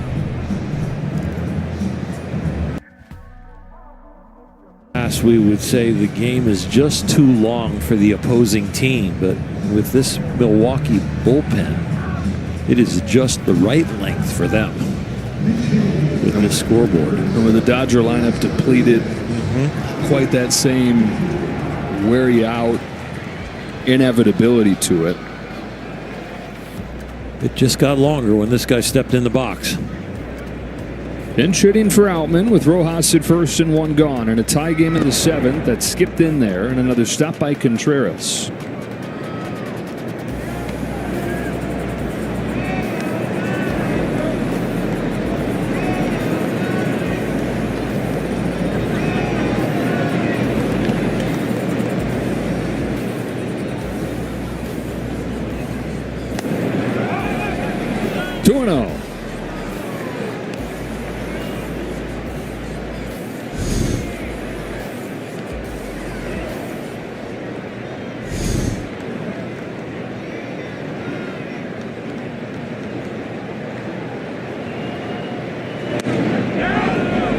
Went around this time.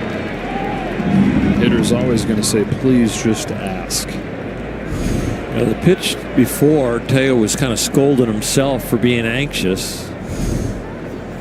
He needs to listen to himself a little more. 2-1. Ashby throws. There's ball 3. Ohtani looms on deck.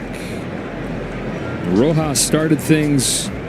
And they scored in the 5th, but he did so with 2 outs. Led off with a single in the 7th. A little earlier start for the Dodgers, trying to break back on top. 3-1 offering in the dirt for ball 4. First and second for Ohtani.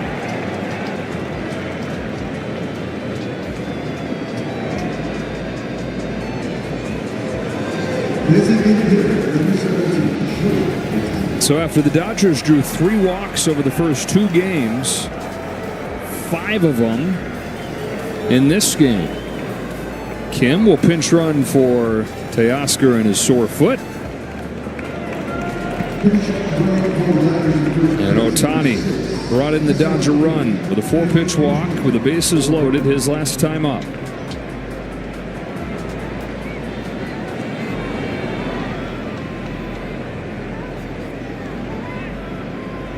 Table set again for the Dodger leadoff man. He taps 100 foul. In the pregame and early in the game, we talked about how the guys at the top of the order need to start performing like the back of their baseball card. Well, Shohei has as far as the power is concerned, but lately the batting average is not where his baseball card would tell you. They need a big hit here out of these top 2 guys.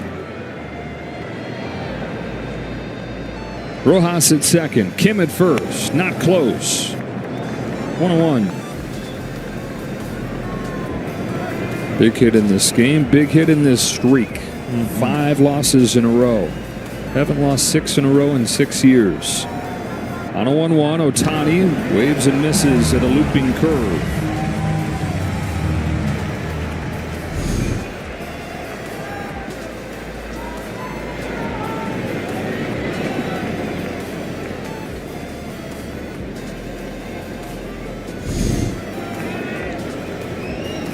Dodgers always get everybody else's best effort. Ohtani gets every pitcher's best effort. Homered on a 2-strike pitch against Mizorowski yesterday. 2-2 from a lefty and Asher. 1-2 from a lefty and Ashby here. Runners go, no throw. First stolen base of the year for Miguel Rojas. Kim rides those coattails. Really well done. Consumed with Ohtani. They just take those bases easily. Boy, Contreras has played goalie today. He does a nice job keeping his upper body forward so that the ball goes forward. You don't want to get level. You're trying to get it to hit the center of your chest protector. The infield pulled in here. Second and third, one away. 3-2. That's ball 4. From 1-2 to a walk. Ohtani's second. Dodgers racking him up today. And the bases are loaded once again. That's going to do it for Ashby. Pat Murphy coming out. New pitcher will come in to face Mookie Betts. It'll be Nick Mears Tied up 1-1 in the 7th. Betts with the bases loaded after this.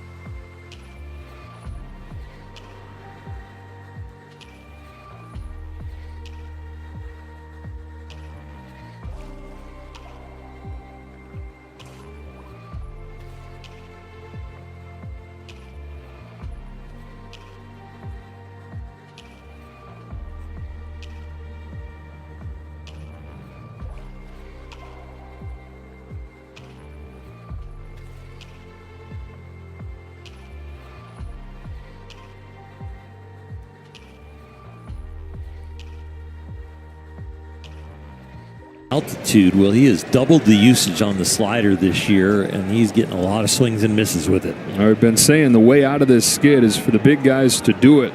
And one of the big guys at the plate here with a chance. A ball on Betts. 0 for 3 in this game, 1 for 11 in this series. Both teams getting single runs in the 5th. Table set again with a couple free passes and an infield hit. The 1-0. Did he offer? No swing, ball 2. Back-to-back sliders. Mears will throw that about 40 to 45% of the time. And in a big situation, you might see it almost every pitch.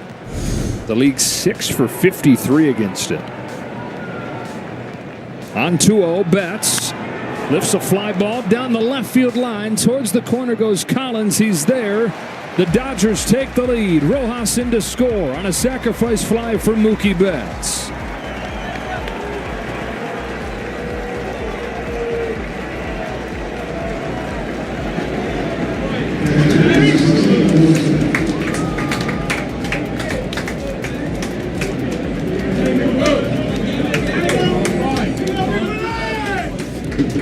It's been a game of paper cuts on both sides. Infield hit, 2 walks, and a sac fly to get their second run after it was a bases-loaded walk to get their first run. Fastball buzzes Will Smith. Stolen bases, balk. Yeah. Talk of a possible sacrifice bunt. What's going on around here? Tic-tac-toe, 2-1. Smith 0 for 3.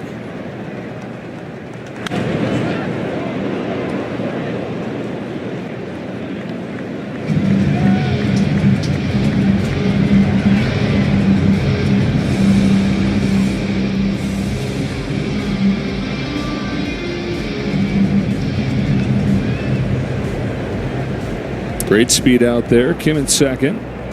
Ohtani at first. 1-1 to Smith. A rip and a miss. 1-2. One of the soft tossers out of their bullpen at 97. Yeah, right.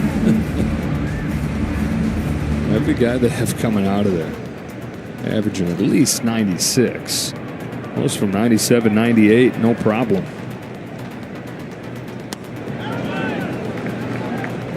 First month, bullpen ERA was above 5. Really good lately, though. Below 2 the last few weeks.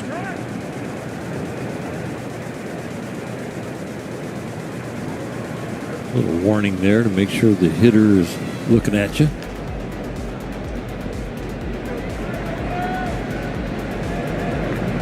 Deuce is wild. 2 on, 2 out. And a 2-2 pitch to the all-star catcher, Will Smith. 3-2, and the runners will get a head start.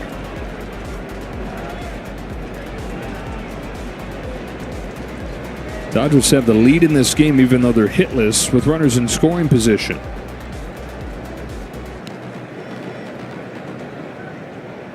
There they go. Here it comes. Ball 4 to Smith. Loaded again. 7th walk of the day.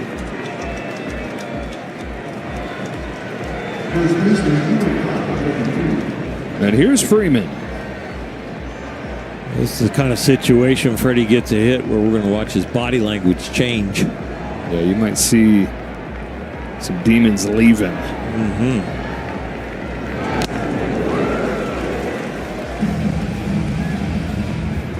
Comes up empty on a fastball.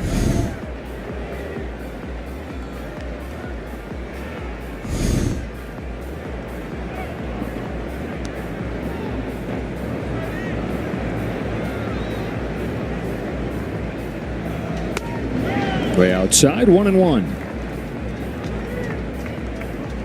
Walks have definitely been part of the story for the Dodger offense today. They did not walk in the first 2 games of this series. They only had 2 walks, or 3 walks in that 2. Today, 7.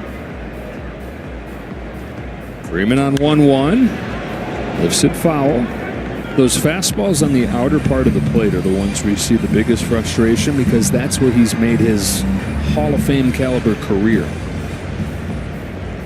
Taking them where they're pitched. Like he's playing in his backyard for a lot of his career. On the 1-2, he has a good take on a pitch that dips a little bit low. 2-2.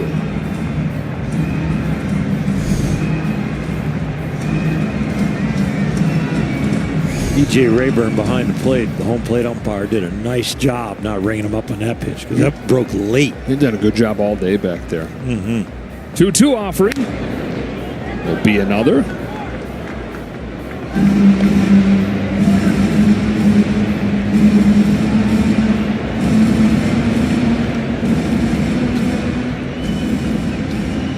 Started with an infield hit from Miguel Rojas. He's coming to score on the sac fly from Betts.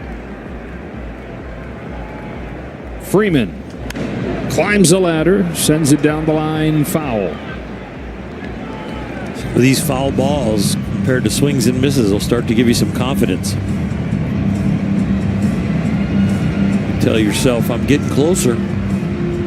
Fouling them off in the right direction.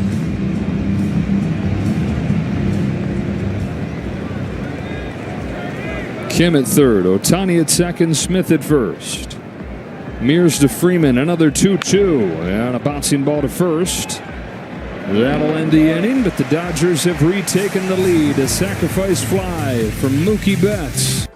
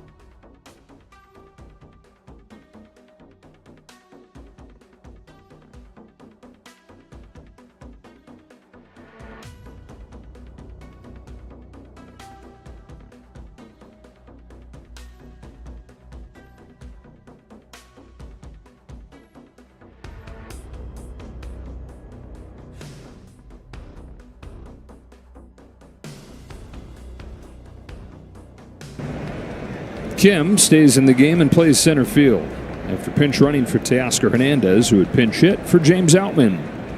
Bottom of the order, Caleb Durbin takes strike one from Kasperius. Durbin, Bowers, and Ortiz for the Brewers. Their lone run came in the 5th inning. Milwaukee's only got 3 hits today. And after they scored 9 runs in the first game, Dodger pitching's done a nice job the last 2 days. Only 4 runs for the Brewers, who scored more runs than anybody the last month. The 1-1. Did he go? He did. Strike 2.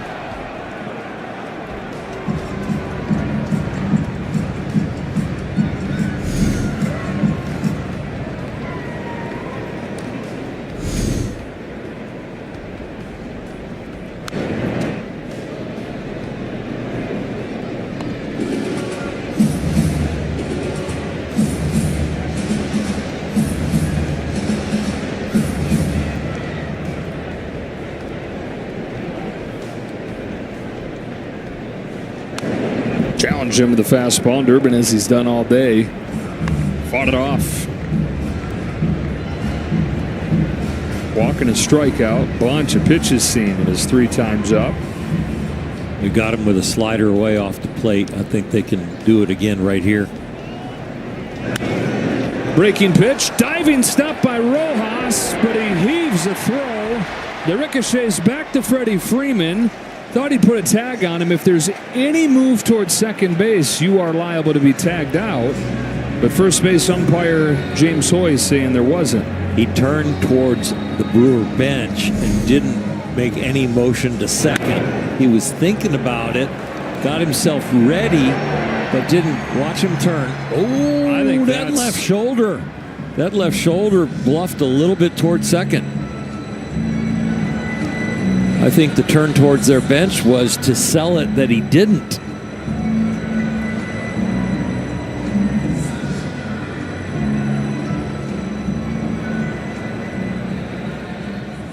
Don't believe this is reviewable because there's gray area in that call. They're going to keep the call as is. A little bit of a conference. Yeah, it's a huge one. That is about as close as you can get to being called out for going to second. In a 1-run game, Caleb Durbin's aboard to start this inning, and Jake Bowers is at the plate. Let's see if the Brewers again deploy any kind of small ball.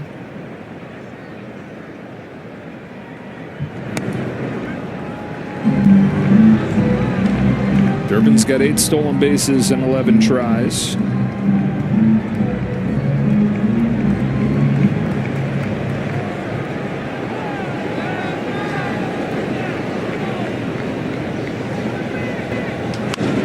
High fly ball. Kim and Pages. Kim's got it. 1 away.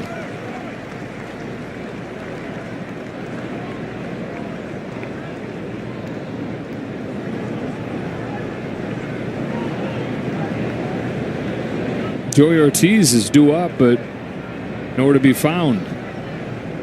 Only guy you see is Sal Frelick emerging into the on-deck circle. Where'd Ortiz go?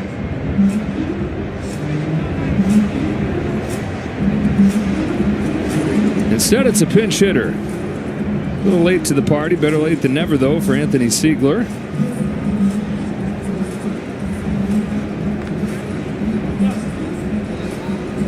And I'll mark Pryor out there for a visit.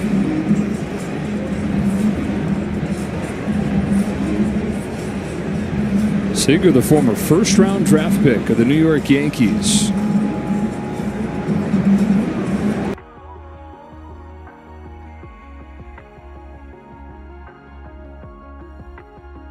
Debut a little more than a week ago. He's 1 for 8 so far.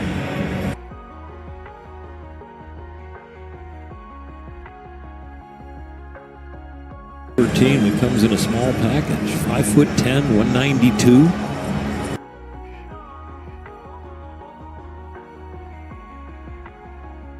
On rides at the amusement park, you got to stand next to the yardstick. Make sure you get up to it. They have a bar over their clubhouse door, and if you don't get under it, you can't go in.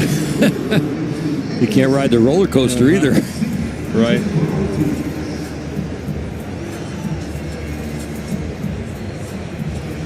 Dodgers 2, Brewers 1. Bottom of the 7th in a tight, interesting ball game. Every 90 feet has been critical. 1-0 on Ziegler. Top of the order after him.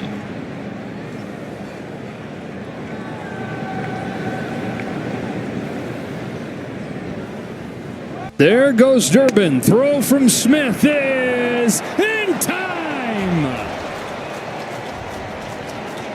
Smith wipes out Durbin. 2 gone in the 7th. Brewers replay guys will be taking a look at this. Tags on the backside, but I don't think the slide on the belly gets there in time. It is bang, bang. Mookie comes off. Yep, gets it down in time.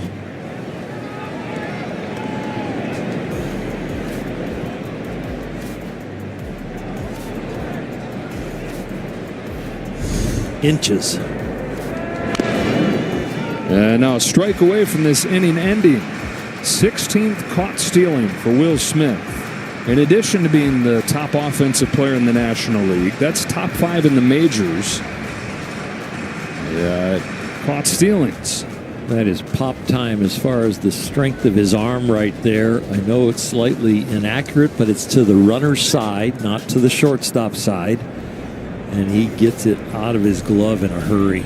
Anderson and Uribe both ready to go. Here's a 1-2 in the dirt to Ziegler.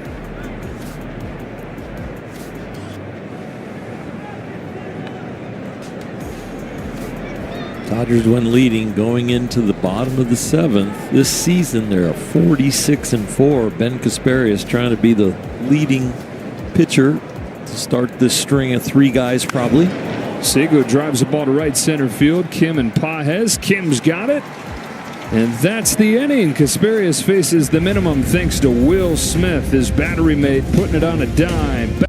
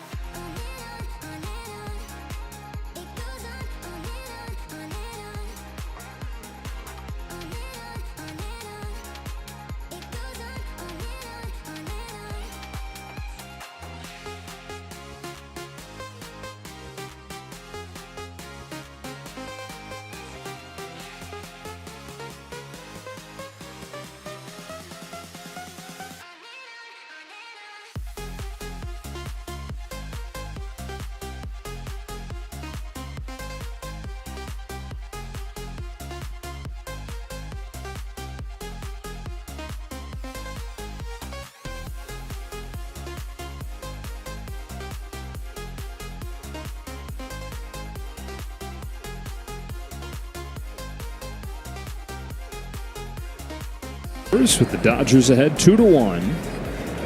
Anderson had a +6 ERA over 2 years in Texas. See the numbers his first year in Milwaukee, 282. Andrew Monasterio into the game at shortstop. Andy Pages leads off and pokes one to first. A knuckling liner snared by Bowers.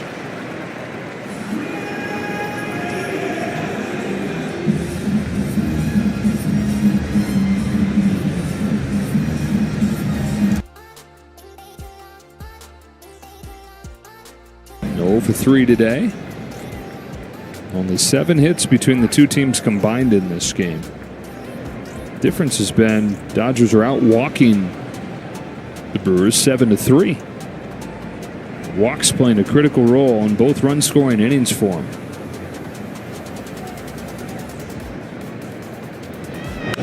As part of the story on Monday night, I know it wound up 9-1, so why you're trying to split hairs what the difference was, but walks contributed to a couple big innings in that game for Milwaukee. Well, the Dodgers hadn't drawn hardly any walks first couple.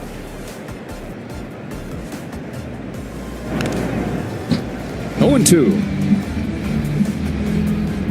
Rick just handed me an interesting card because this game has been so close. That throw by Will Smith was his hardest of the year at 84.5 miles an hour, and it was hardest by 1.4 miles an hour. That's a difference in that bang-bang play. Banged on the ground, 2 Terang, 2 away in the 8th.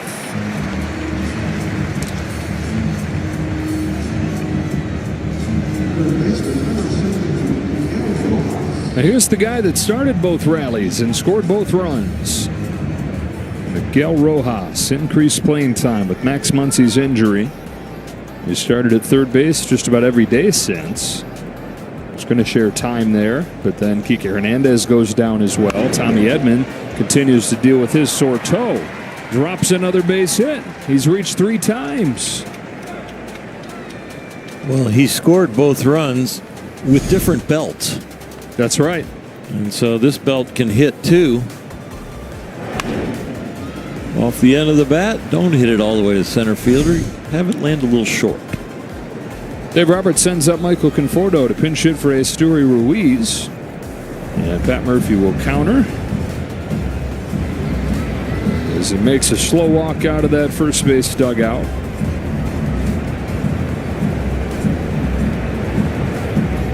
And is going to go to a lefty. Koenig coming in.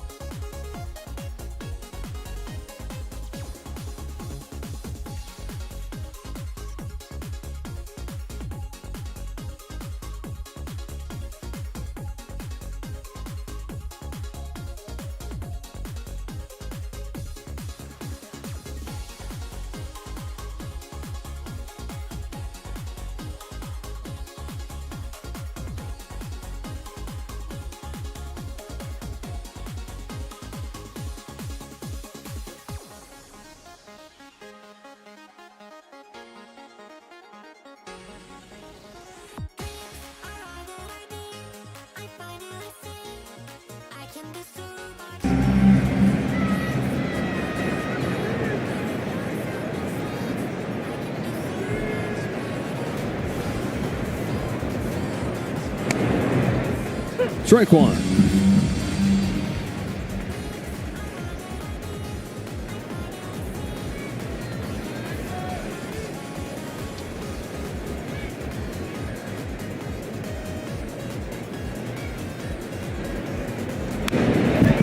At 0-2 is Koenig.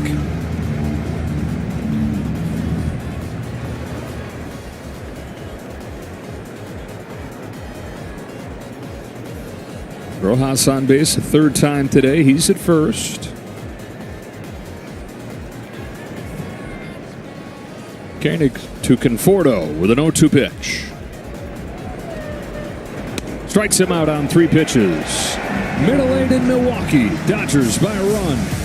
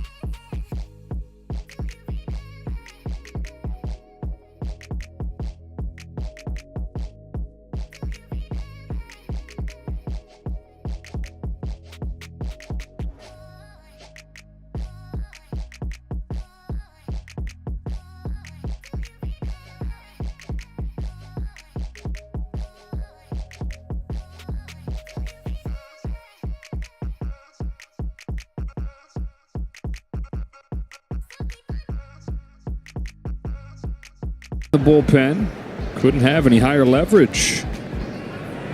Bottom of the order last inning. Now the top. Sal Frelick takes upstairs.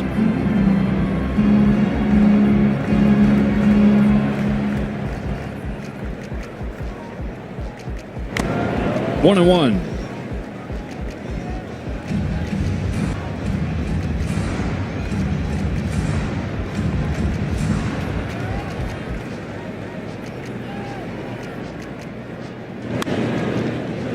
One and two.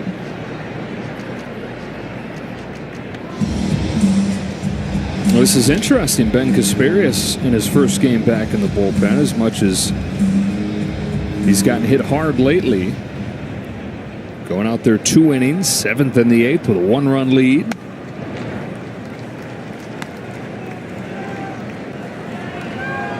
Fessia's already pitched. Scott's ready to go. That hit him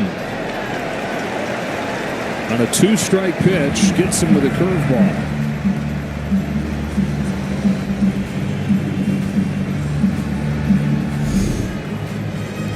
Looking for a swing and a miss. Throw your best curveball. Just pull it into the hitter and graze him on the hip.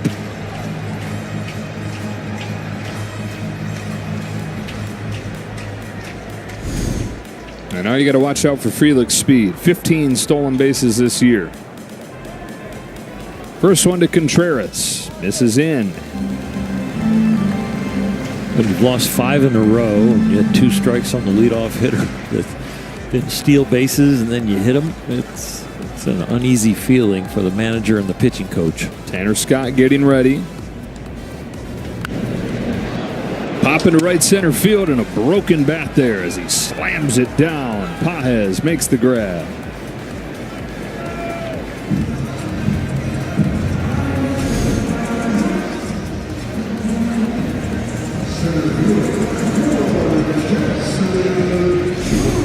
Casparius trying to pull the same trick he did last inning, and that is wiggle out, no problem, after the leadoff man reaches. He finishes off what he started.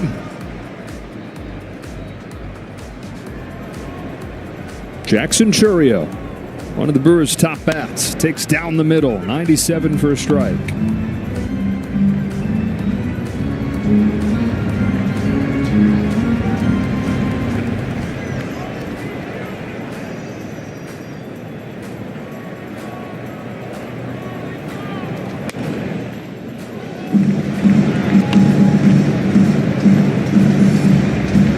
Keep an eye on Frelick. Don't get in a rhythm where you come set and go home after 1 second. A little better lead this time. Not going. 1-2. Ben Casparius winless in his role as a starter. 6-2 out of the bullpen.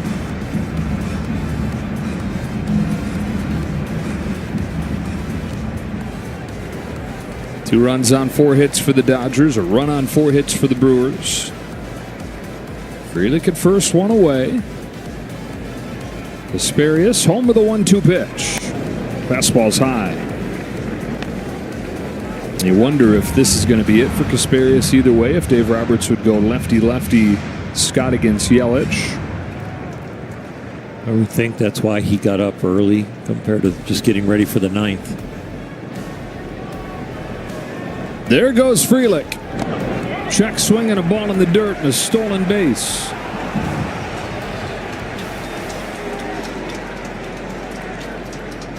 Appeal and a punch out. Wow. Check down to first, and they say that he offered, and that's out number 2. Very nonchalant by DJ Rayburn, the home plate umpire. He just barely raised his hand for the check. There it is. That's the check down to first, and then James Hoy says strike 3, and Chourio's out. So is Casparius. Tying run in scoring position. Scott coming on for Christian Yelich.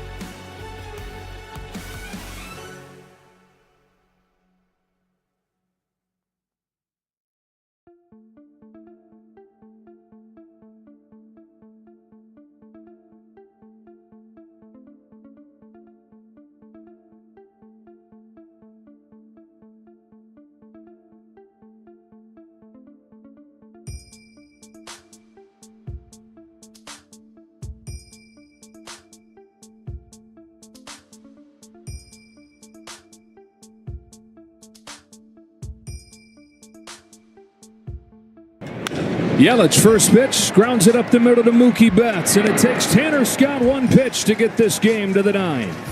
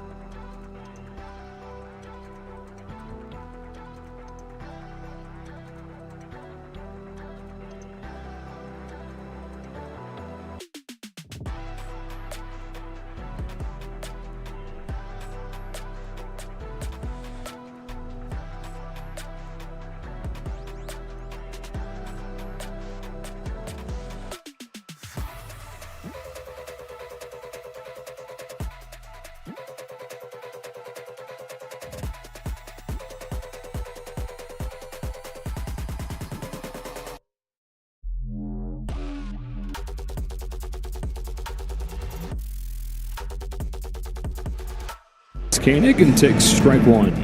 Ohtani and Betts to follow. And for the Brewers in the bottom of the ninth, Collins, Turang, and Durbin against Scott.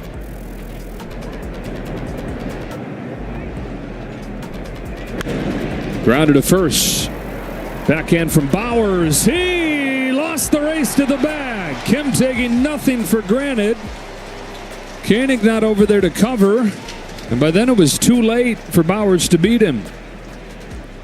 We saw Yelich beat Vesia to the bag, a left-on-left situation. And right here, you've got the reverse of it as far as uniforms. Kim beats him to the bag. Left-handed pitcher breaks late, doesn't get there. The first baseman assumes he's going to get there. Kim beats them both. Kim 8 for 8 in stolen bases in the majors. 21 for 21 stateside when he threw in his AAA numbers. Strike one on Ohtani, who's got two of the Dodgers' 7 walks in this contest.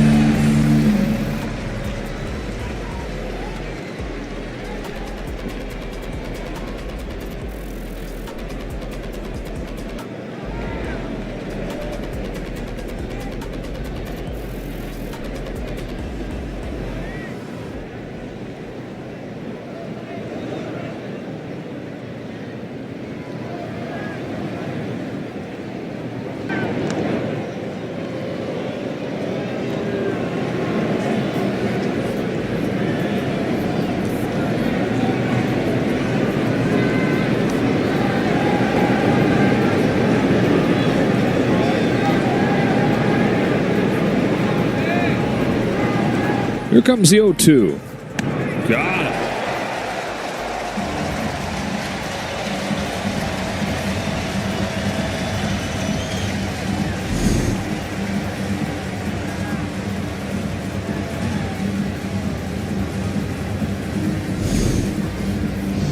Feels like a game before the 3-batter minimum. It really does. Abner Uribe is going to come on for the righties, Betts and Smith.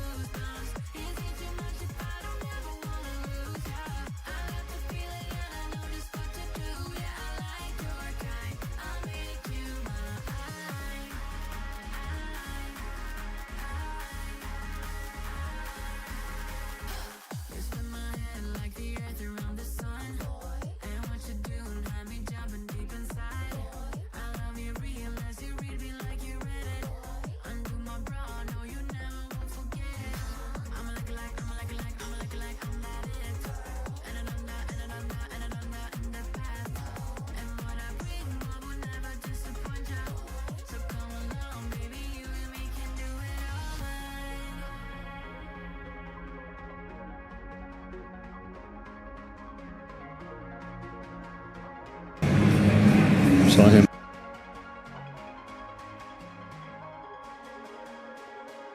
Heat. Kim at first, one gone. Dodgers by a run.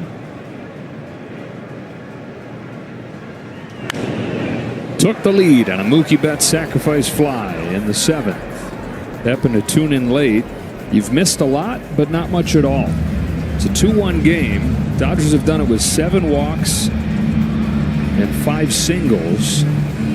They got their run in the 5th on a bases-loaded walk. They got their run in the 7th on a sacrifice fly. Brewers got their run in an even smaller way.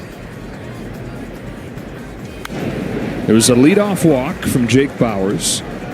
Moved to second on a balk, stole third, and on the steal, Will Smith's throw went into left. Bauers came in to score. There's your 3 runs for the day. Dodgers have walked more than they've struck out.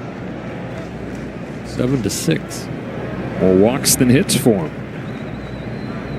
And it's extra saying something considering they didn't walk at all the first 2 games, only 3 of them. It's a ball. It's 1-2 on bets. I miscounted. 7-7 tie. Still, same point. Mookie needs to walk. Make you right. Yeah.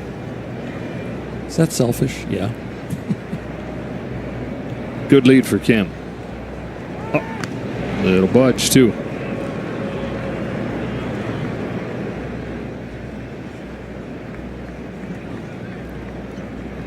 After this, it's off to San Francisco. Off day tomorrow. 3-game series to close the first half.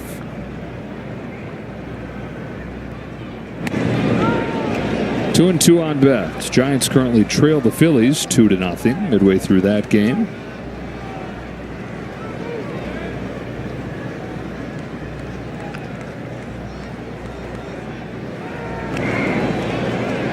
You can go on first move. Unless, of course, he gets you out.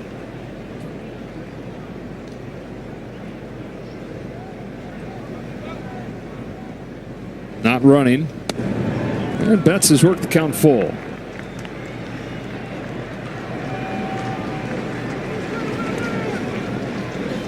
I think you got to turn him loose here.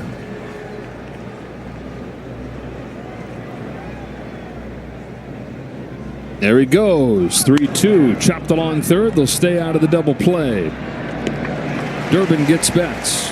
2 out. Into scoring position goes Kim. And it'll be up to Smith to try and provide the insurance.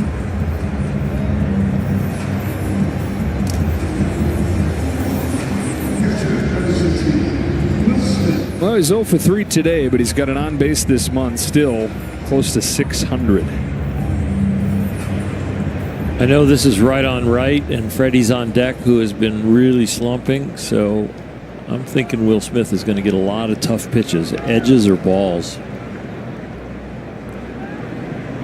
We've got 2 guys to get that last out.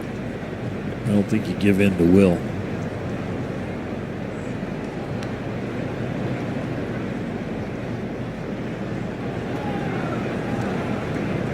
How much of that is coming from the bench? How much of that is Contreras reading the room? And how much of it is Uribe coming out of the pen knowing?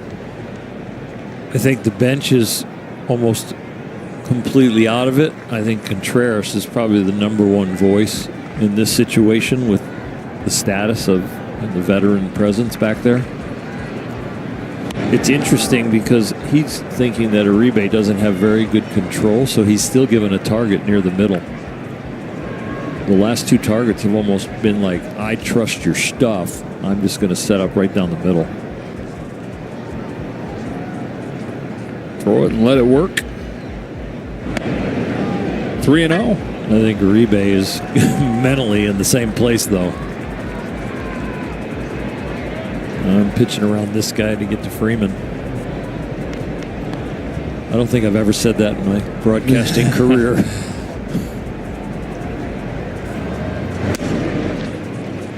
3-1. I don't think it's ever been said, period. It was said without saying it in Game 1 of the World Series. Here's 4 Fingers will face him. Yeah. A little different, though. 5 takes, 3-2. Will thinking like a catcher, like they're not going to throw me a strike. It looked like he was taken all the way there.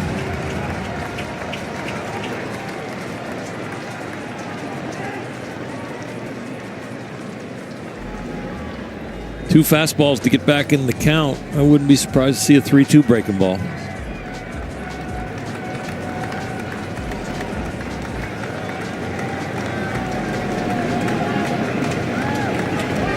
Uribe to Smith. The payoff. Strike 3 call. Just nicked the edge of the zone. And Uribe comes back from 3-0 to strike him out. Fasten those seatbelts. To the bottom of the 9th we go. Collins, Turang, and Durbin coming up against Scott.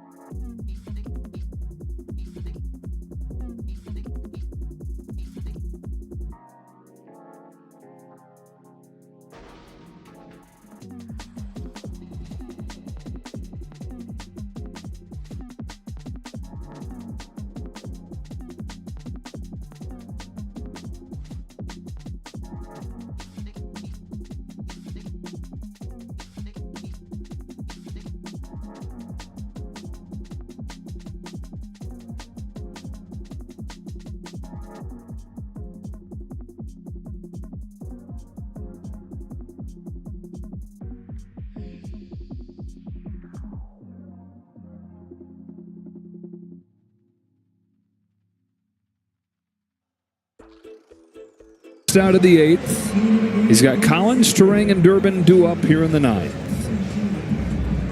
Only his second time he's gone 4 or more outs. Last time was June 24th at Colorado.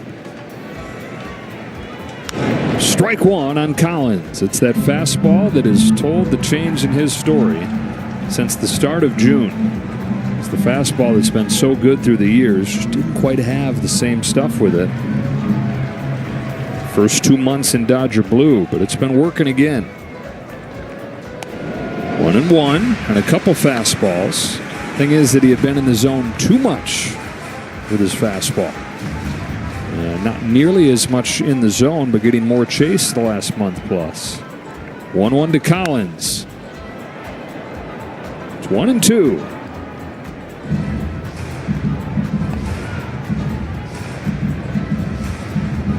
Fastball for a strike, fastball high for a ball, breaking ball for a foul ball. Sets up for the chase.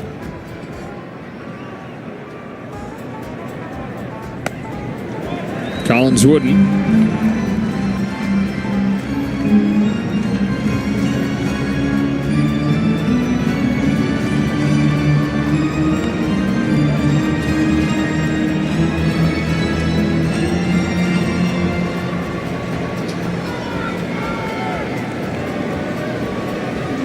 Scott's 2-2. Fouls it back.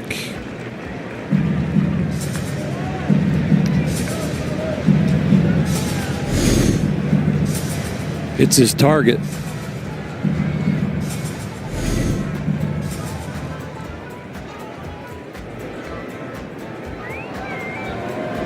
Another 2-2 pitch and a looper into left field. A leadoff base hit for Isaac Collins. And immediately you talk about his speed and the Brewers' aggressive base running. Tying run aboard in the 9th.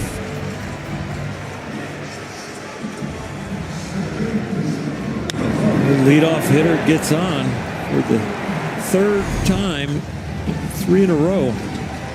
Base hit, a hit by pitch of Frelick, and now a base hit. 8 stolen bases for Collins. Turang takes a strike. Scott right back in there.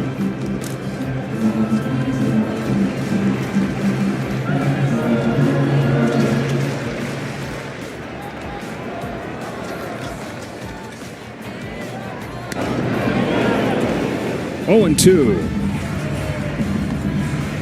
Less than a week ago, things were beautiful. Dodgers won 15 of 18 games. They've won 7 series in a row. Now find themselves trying to end a 5-game skid. A swing and a miss, and he strikes out Turang on 3 pitches. Empty at bat right there from a normally reliable player. Breaking ball first pitch that got the inside corner, an unbelievable fastball, low and way perfect second pitch, and then a breaking ball that was a ball out of hand for the third pitch and the strikeout. 1 on, 1 out. 1-run game in the 9th. Caleb Durbin, who has walked and singled. Scott stares over there and fires. Hooked into left field. That's another hit. Tying run into scoring position. Winning run to first.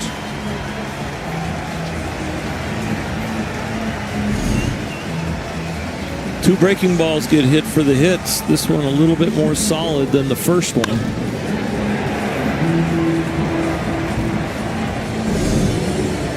Mark Pryor's headed out for a visit because Andrew Vaughn is headed up as the pinch hitter. My, oh my.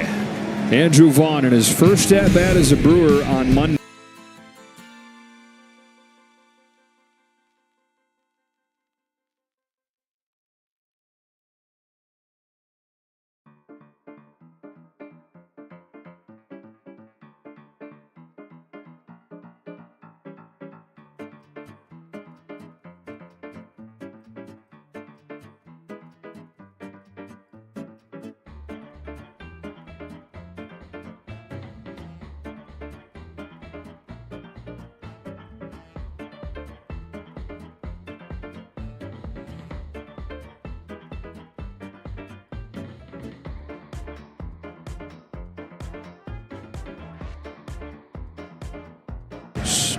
One walk-off in his career. Scott coming inside with the first pitch. Cracked into center field, a base hit for Vaughn. Here comes Collins. Throw goes into second. We're tied at 2. Andrew Vaughn with a pinch hit, game-tying single, and a dream start to his time in Milwaukee. Once it looks like it's going to bloop in, the next thing you're looking at is Durbin, and he goes first to third. Look at the secondary lead and the jump he got. He read it perfectly. On a ball like that, you got to be a great base runner to get it to third, and there was no stopping him after that secondary lead and that read. Great jump. Started from about 60 feet from second base. Gets to third easily. You got to be heads up here for a squeeze. You got to be heads up for anything with this Brewer team, yeah. And Pat Murphy. Dave Roberts is stepping out of the dugout, showing the bunt sign to his infielders who are in. Winning run at third, 1 out, 9th inning. There's a square in the dirt. Nearly gets through the legs of Smith. They were thinking about safety squeeze there, not a suicide squeeze. They would think about using the speed at third, that if the ball then goes to first from one of the fielders to advance on the throw. Now he swings away and comes up empty. 1 ball, 1 strike. Here's the chase fastball. Drew Monasterio, first at bat of the day, off of the bench. Fouls it off, and it's 1-2. He's given up a few hits on the breaking ball. I wouldn't be surprised if he sticks with the heater here. The breaking ball that didn't get hit was the one that was a ball out of hand.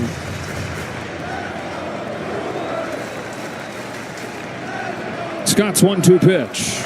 He struck him out. Monasterio watches a fastball. 2 gone in a 2-2 game. Looking for something else. Blinks right through a routine strike down the middle. And it's up to a fan favorite in Sal Frelick. Dave Roberts is saying don't think just because there's 2 outs he won't try to bunt. Great speed and a talented bunter. Spinner for a strike.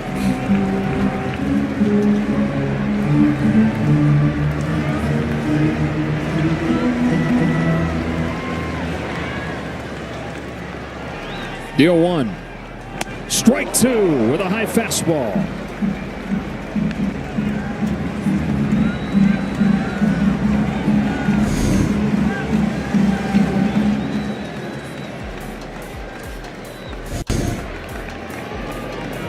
Fouls it back. Gunnar was moving from first. Ball to go back. 3 singles in the inning have tied the game. Dodger middle infielders did not move a lick. They're not going to give up their defensive positioning. A run not counting one bit. Slaps it foul. Somehow gets his bat to that to stay alive. It's the first traditional rally of this game with hits strung together. And it will at the very least extend the game. Like he was playing cricket. Yeah. Durbin at third, the winning run. The 0-2 to the plate. Bouncing ball to second. Edmonds got it, and we head to extra innings.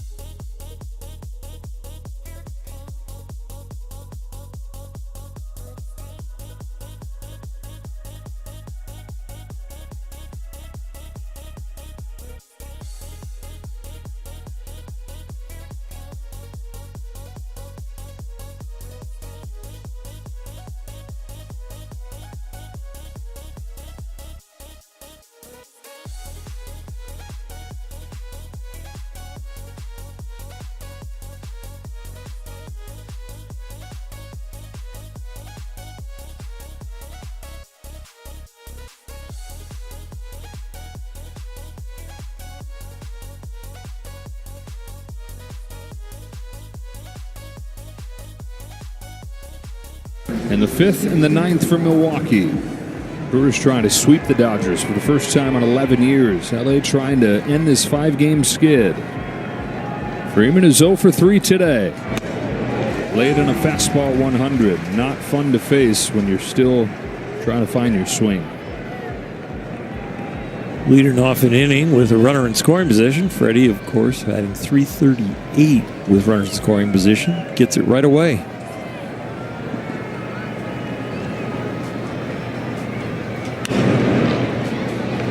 Shortened up right there. Try and catch up to the 100. Just trying to make contact to the left side.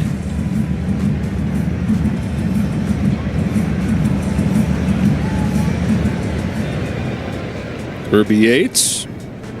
Brewers have 2, 3, and 4 coming up.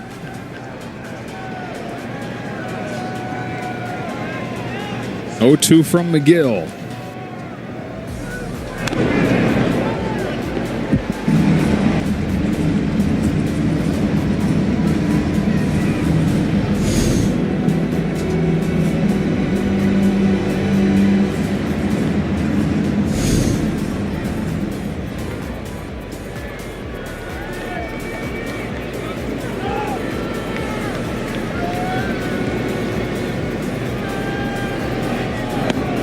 There's ball one.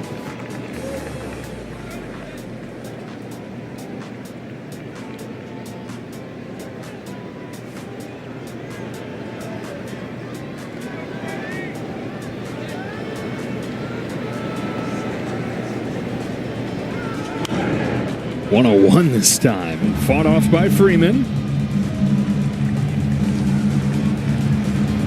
It would be to stretch to say Freddie's locked in, but this is a good at bat.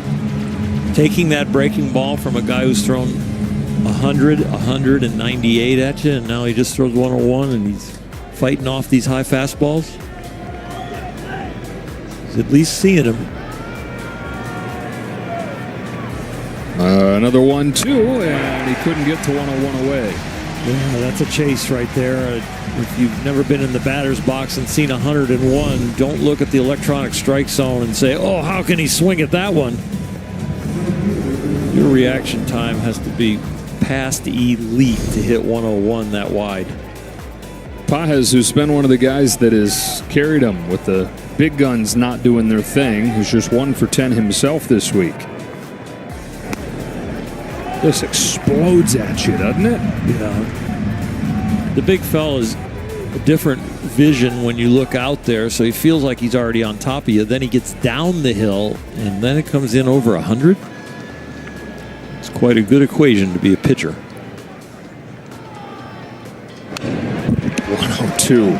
I got more, he says.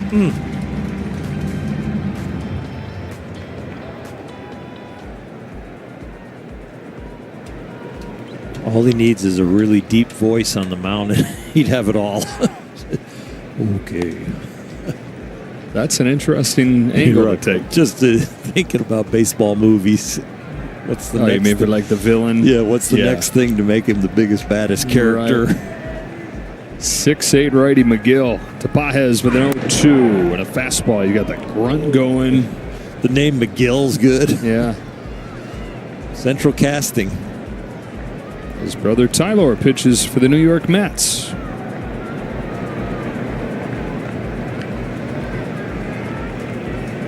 Here's his 1-2. Got Pages. 2 out.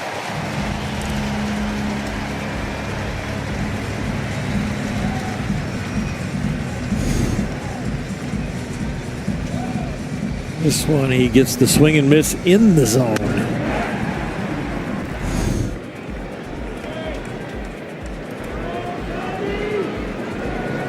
So up to Tommy Edman with Smith still at second.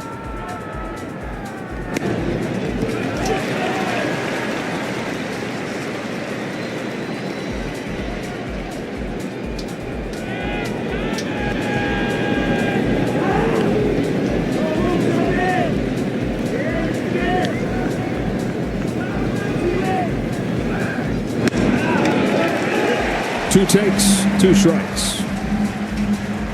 I think we've seen one breaking ball. Other than that, he's just saying, here, try and hit it.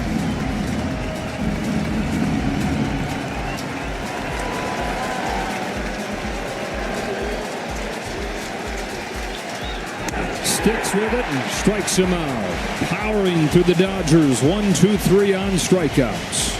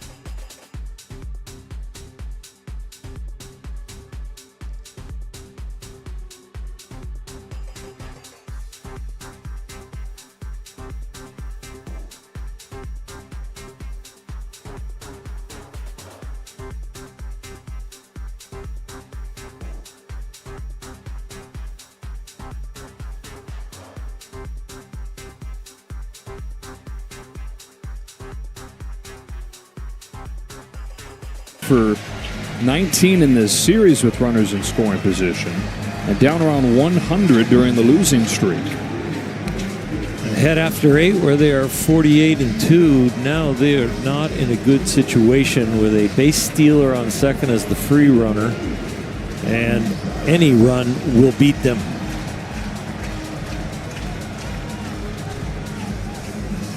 And the big hitters coming up: Contreras, Churio, Yelich. Contreras, who's 0 for 4 today. Takes inside from Yates, ball 1.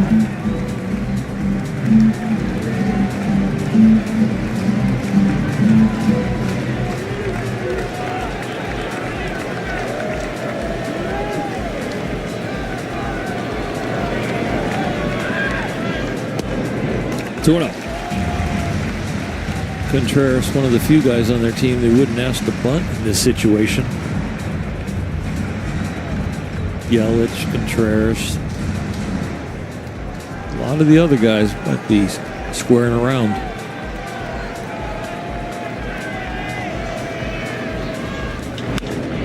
Fly to center field. Kim going back. This would be deep enough to accomplish the task that a bunt would. Winning run 90 feet away.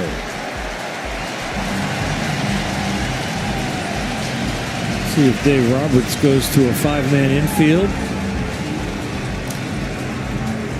Or it plays it straight with the infield and the outfield pinched in.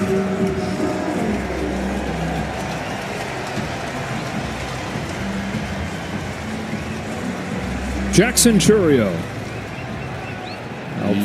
Sorry, Joe. Youngster with a chance to win it here. Go ahead, Oral. Well, the outfield way in. Ball 1 from Yates.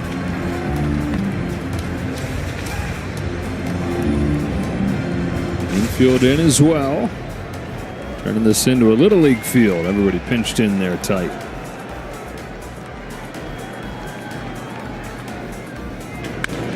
Brewers have handed the Dodgers their 6th consecutive loss and swept this 3-game series, tying it in the 9th and winning it in the 10th.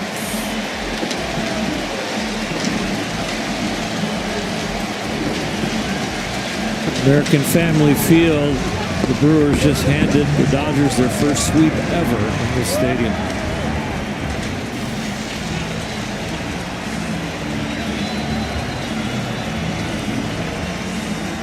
Jackson Churio, 21-year-old, knocks in Sal Frelick to give the Brewers a 3-2 win. For Oral Hershiser, Kirsten Watson.